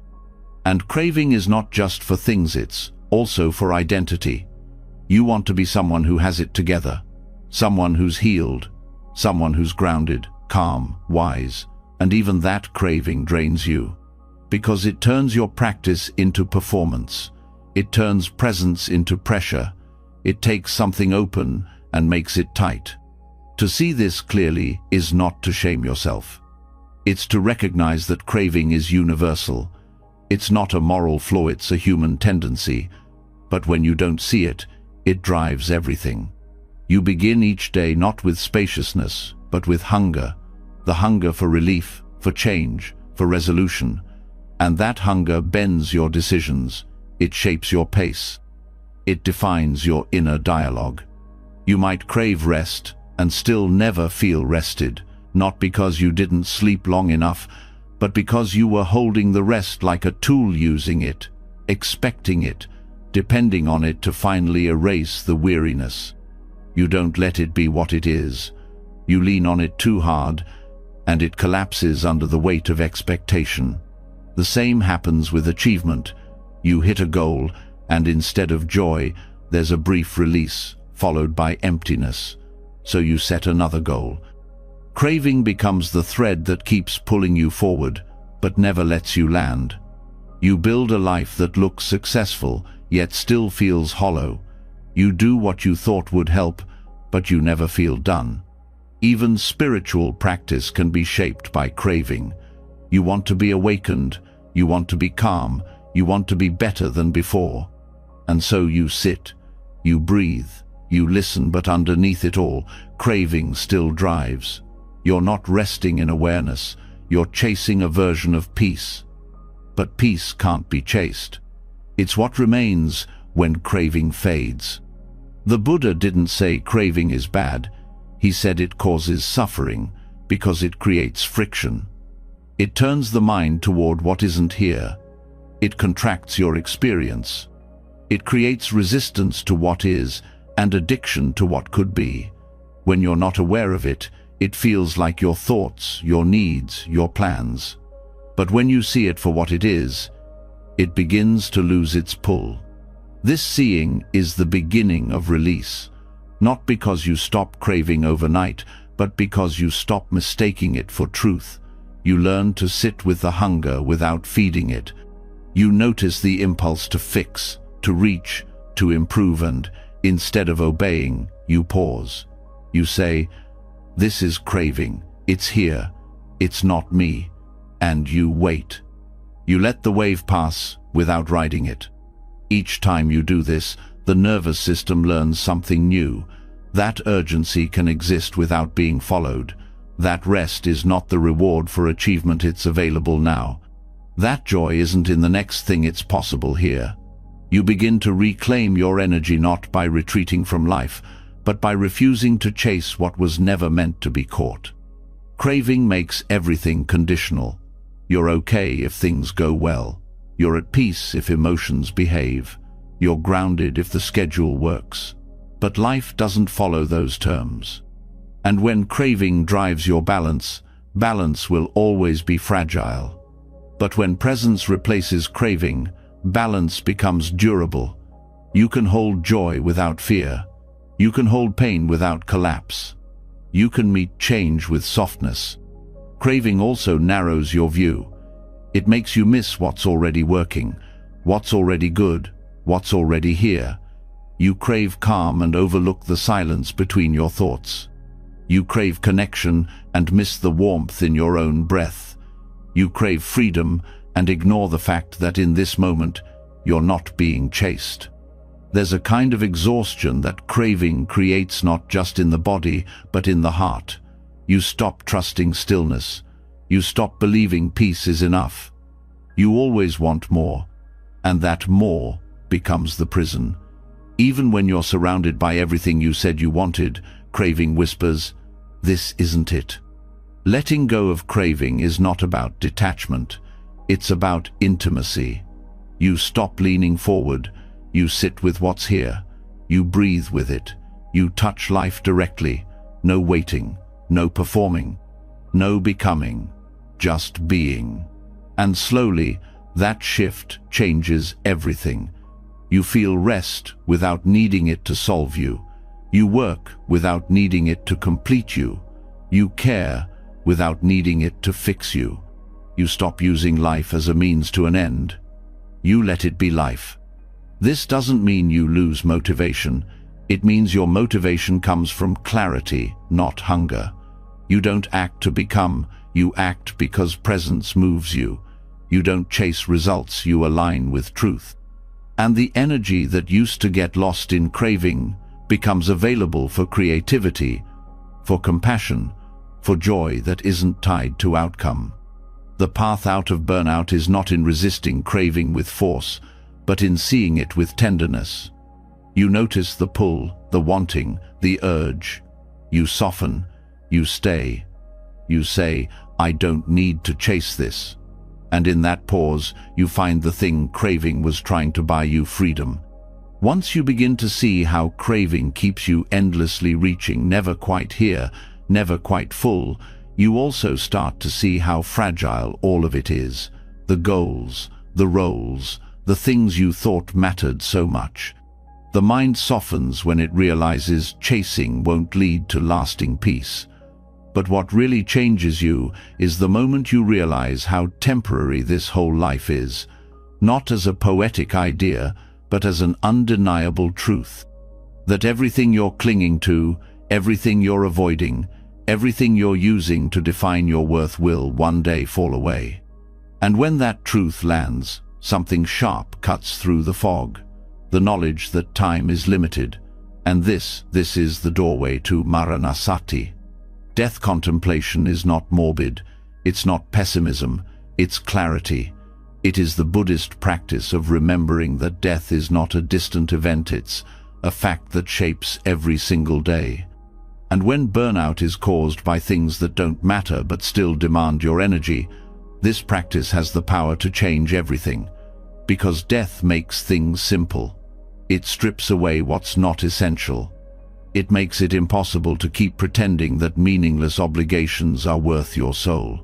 Maranasati brings your life into focus by asking the question no one wants to ask. If today were your last day, would this matter? Not in a dramatic way, but in the quiet, precise way that truth moves through the body. It turns distraction into attention. It transforms routine into intention.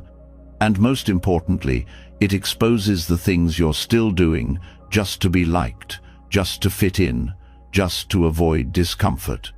When burnout hits, it often reveals a life filled with obligations that no longer serve you. But because those obligations are wrapped in identity, duty, habit, or fear, you keep doing them. You say yes when you mean no. You keep working beyond your limits. You prioritize what drains you. And somewhere inside, you know this isn't sustainable, but you keep going. Until death enters the room not as fear, but as truth, and everything false loses its hold. This is the gift of Maranasati, not fear of dying, but courage to live clearly.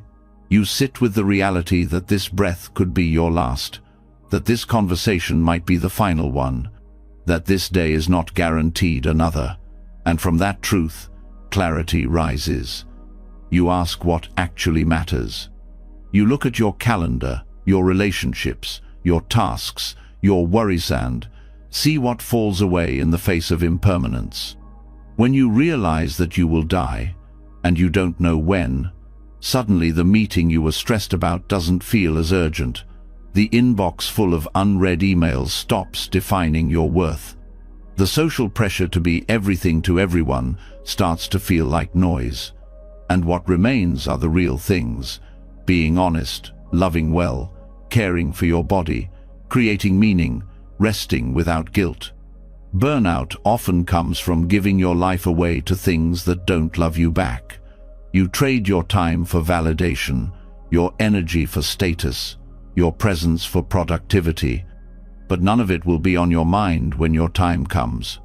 What will matter then is whether you were kind, whether you lived honestly, whether you allowed yourself to be fully here, even for a moment. Maranasati doesn't numb you to death, it wakes you up to life. It removes the illusion of forever. It dissolves the fantasy of waiting until later to start caring for yourself. Later is not promised. And the things you keep postponing, rest, truth, change, air, not luxuries. They're essential. Sitting with the contemplation of death also helps you face fear, not just fear of dying, but fear of being misunderstood, of being seen as weak, of disappointing others. These fears often keep you locked in a cycle of overdoing. But when you bring death into view, you stop giving fear so much power. You realize it's not scary to rest. It's not shameful to say no.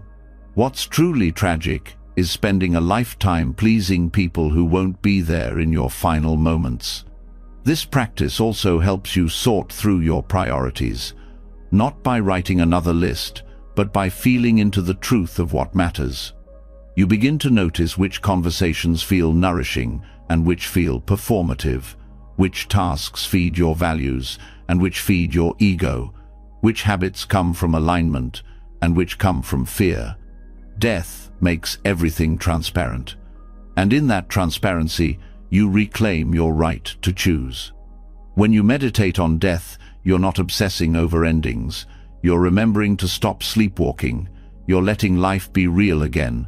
You're giving yourself permission to drop the mask, to leave the path that's burning you out, to step into something that reflects what actually matters to your heart. Burnout begins to lift when you stop letting small things steal your days. When you stop offering your attention to things you wouldn't miss if tomorrow never came. Maranasati teaches you to ask, is this task, this role, this pressure worth the time I have left? And when the answer is no, you stop.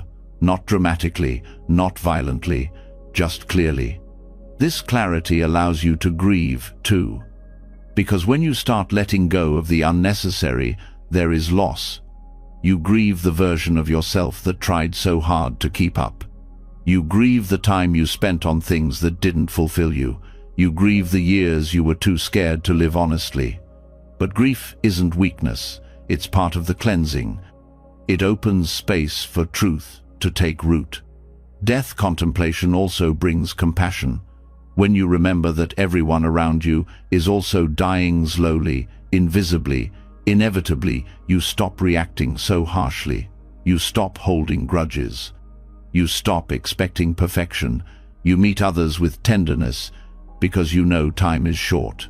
You soften, not because you've given up, but because the fight no longer feels necessary. You begin to organize your life differently. You look at your obligations through the lens of finality. You keep what aligns. You release what drains. You no longer justify your choices with should. You live from want to, need to, and true to me. Not in selfishness, but in honesty. You realize your energy is sacred and time is the container that holds it. When the container is limited, you stop spilling. Burnout also heals through gratitude. When death is not denied, life becomes precious. You stop rushing through moments. You pause to taste, to feel, to hold. You speak more slowly. You listen more deeply.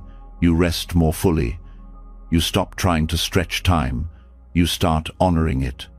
This is the paradox of Maranasati. Remembering death brings more life. You begin to protect your attention. You say no with confidence. You walk away with peace. You love with presence. You work with care. You rest without guilt, because you know what's at stake. You're no longer guessing. You're no longer waiting. You're here. So the next time you feel pulled back into the cycle, back into burnout, pressure, overextension, pause. Ask yourself what will matter at the end. Ask yourself who you want to be when time runs out. Not in fear, but in clarity, in peace, in truth. Let death guide you back to life. When death becomes real in your awareness, life becomes impossible to waste. You no longer chase distractions. You stop tolerating what drains you. You begin to choose with care. But even then, in the wake of all that clarity, the habit of movement can still linger. You've stopped running from yourself, but the nervous system hasn't caught up. It's still wired to reach, to plan, to do. Even in stillness, there can be tension. Even in rest, your thoughts may sprint. This is the residue of a life lived in motion. And the next step is learning how to stop, not just physically, but entirely. To drop into a kind of presence that doesn't chase or perform. To return to being without doing. This is where Zazen begins. Zazen is the Zen practice of just sitting, not meditating with a goal, not solving anything, not reaching for bliss or answers or control, just sitting in complete stillness, not as a technique, but as a way of meeting life directly, without filters, without tasks, without needing to improve it. It's where the nervous system learns what it forgot, that stillness is safe. That presence is enough. That being doesn't need to justify itself through constant action. In burnout, even moments of rest can feel contaminated by pressure. You may sit down, but the mind continues. It rehearses, plans, rewrites, evaluates. Your body might be still, but your attention remains busy. Zazen interrupts this loop by removing all agendas. You don't sit to become calm. You sit because there is nowhere else to go. You meet the moment as it is, with no need to shape it. This kind of stillness is not about emptiness. It's about honesty. Zazen doesn't silence the mind by force. It allows you to see the mind's habits without reacting to them. You watch as thoughts come and go, memories, fears, cravings, judgments. And instead of following them, you stay. You don't resist. You don't cling. You don't fix. The sitting becomes a mirror. Everything arises. Everything falls away. And through this, the system begins to settle, not because you controlled it, but because you stopped feeding it. Hyperproductivity teaches your body that value comes from usefulness, that time must be filled, that rest must be earned. Zazen undoes this lie. In the silence of sitting, you learn that your existence is not defined by what you produce. You are not a machine. You don't need to generate outcomes to justify your breath. You sit, and the world continues. The breath continues. Awareness continues. And none of it requires your effort. This unlearning takes time. At first, doing nothing can feel unbearable. The body fidgets. The mind searches for purpose. You want to get up, check something, improve something. But if you stay, something deeper is revealed. You begin to feel the pressure you've been living under, not as an idea, but as physical tension, as subtle contraction in the chest, as buzzing under the skin. Zazen helps you feel this clearly, not to change it, but to allow it, to sit in the middle of it and stop resisting. Doing this regularly trains the nervous system to relax without needing external cues. You stop needing background noise to feel okay. You stop reaching for stimulation. You stop demanding constant mental motion. The body learns to breathe without urgency. The mind learns to rest without reward. Over time, this creates a different kind of energy. Not the spike of adrenaline, but the steady flow of presence. Zazen also teaches you how to relate to discomfort. Instead of avoiding it, you meet it. You sit through the itch, the boredom, the racing thought. You notice that everything uncomfortable has a peak and then it passes. You realize you don't need to fix discomfort for it to change. You don't need to fight tension for it to release. By simply witnessing, you create space. And that space is where the healing happens. The practice also reveals how much of your stress is tied to identity. In sitting with nothing to do and no role to perform, you may feel the loss of definition. Who are you without your work? Without your schedule? Without your goals? These questions surface in silence, but they aren't problems to solve. They are doors to walk through. You discover that identity is not what holds you, it's what exhausts you. And when it falls away, you're not left with nothing. You're left with truth. Truth is not always comfortable, but it is always freeing. In the clarity of Zazen, you start to notice the difference between mental noise and actual needs. You no longer confuse urgency with importance. You don't respond to every thought as if it matters. You stop organizing your life around reaction. This creates space for intention. You don't move because you're pushed. You move when it's time. Zazen also changes your relationship with time. When you're always doing, time feels scarce. There's never enough. But in stillness, time expands. A minute can feel full. A breath can feel complete. You stop measuring life by how much you accomplish. You start measuring it by how fully you're here. This doesn't make you passive. It makes you deliberate, focused, awake. This practice doesn't need special conditions. You don't need a retreat. You need a cushion, a chair, a quiet space, and a willingness to meet what's real. You sit upright, alert, grounded. Eyes open or gently closed, hands resting, breath steady, and you just sit. When thoughts arise, you let them go. When sensations come, you let them pass. You don't try to stop anything. You just stop doing.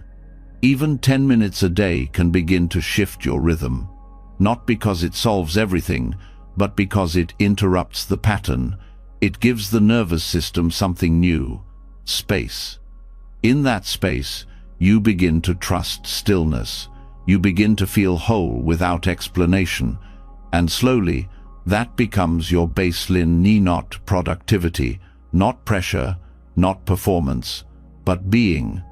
This kind of being doesn't exclude action. It informs it. After sitting, you return to life with more clarity. You speak with less reactivity. You work with more attention.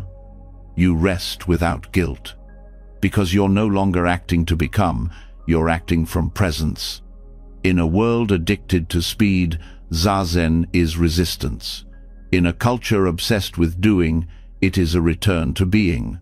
Not as escape, but as truth. You are not here to keep up. You are not here to burn out. You are here to be awake, to be present, to be alive. Let yourself stop. Let yourself sit. Let yourself remember who you are without effort. As the practice of just sitting takes root, you begin to notice a profound shift not just in your energy, but in your relationship with effort itself. You're no longer chasing rest through productivity or trying to earn your worth through constant doing. You've felt what it's like to drop the struggle, to let the nervous system find stillness without reward. But the world still pulls. It tells you to either go all in or step completely out, to grind endlessly or abandon everything, to fix it all or give up entirely. This tension is everywhere, especially inside. And if you're healing from burnout, these extremes don't just slow your progress, they keep you stuck. This is where the middle way enters. not as a compromise, but as wisdom, a path of balance that cuts through the noise of all or nothing thinking.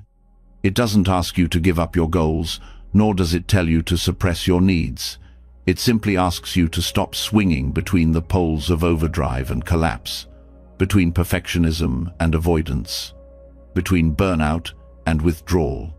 All or nothing living is a cycle that feels normal when you're in it. You push too hard for too long, then crash.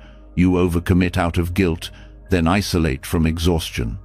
You set rigid routines to regain control, then abandon them at the first sign of failure. And with each swing, your nervous system becomes more dysregulated, your self-trust weakens, your clarity fades. You stop knowing what enough feels like. The middle way, taught by the Buddha after years of extreme asceticism followed by indulgence, is not a middle point on a graph, it's a living principle. It means seeing clearly what helps and what harms, what sustains and what depletes. It invites you to hold both discipline and rest without letting either become your identity. You learn to listen to your needs without swinging into indulgence. You show up for your life without disappearing into performance. In practical terms, this begins with how you structure your day. You stop designing schedules that demand perfection. You stop expecting every day to look the same. You create routines that support you, but leave room for change. You let yourself rest when you're tired, not only when you've earned it. You give effort where it's useful, and you stop when the cost becomes too high. Emotionally, the middle way helps you move through intensity without losing your center. You learn not to dramatize every dip in mood or over-identify with temporary states. When sadness comes, you let it stay without making it your whole story. When energy rises, you enjoy it without attaching your identity to productivity. This balanced approach makes your inner life more stable, more breathable. You stop fearing your own emotions. You stop needing them to be one way or another. In your career, the middle way asks you to examine how your work fits your life, not just how your life fits your work. You don't have to quit everything to heal, but you also don't have to accept constant pressure as normal. You ask what's negotiable, what can soften, what can be delayed. You no longer treat exhaustion as proof of dedication. You begin to work from presence instead of pressure. This mindset also helps you break free from spiritual extremes. You stop thinking that peace comes only after hours of practice, or that missing a day means failure. You recognize that transformation happens in the small, consistent choices. You don't need to retreat into silence forever, nor do you need to consume every teaching available. You find a rhythm that is both disciplined and forgiving. You trust that every breath counts, even the imperfect ones. One of the deepest shifts the middle way offers is in how you relate to success and failure. All or nothing thinking says you must get it right or not try at all, that you must be the best or you're nothing. This creates fear around effort, shame around rest, but the middle way breaks that illusion. It tells you that progress includes pauses, that growth includes missteps, that healing is not a straight line, but a rhythm of rise and fall. You start to set goals differently, not as ultimatums, but as intentions. You leave space for flexibility. You notice when your expectations are based on fantasy instead of capacity. You allow yourself to want things without grasping. You take action without making it a condition for self-acceptance. Relationships also transform through this lens. You stop expecting others to meet all your needs. You stop offering more than you have to give. You begin to speak more honestly. Set clearer boundaries. Apologize without self-attack. Forgive without abandoning your truth. Balance shows up in your tone, your presence, your ability to hold space without collapsing into it. The middle way also changes how you think about rest. You no longer confuse it with laziness. You see it as part of your rhythm. You stop waiting to earn it. You integrate it into your life before crisis forces you. You let rest be proactive, not reactive. You learn to rest even when things are unfinished, even when there's more to do, because there always will be, and your worth is not tied to checking every box. One of the most healing parts of this path is learning to feel good without guilt. You let joy exist without fearing it will be taken.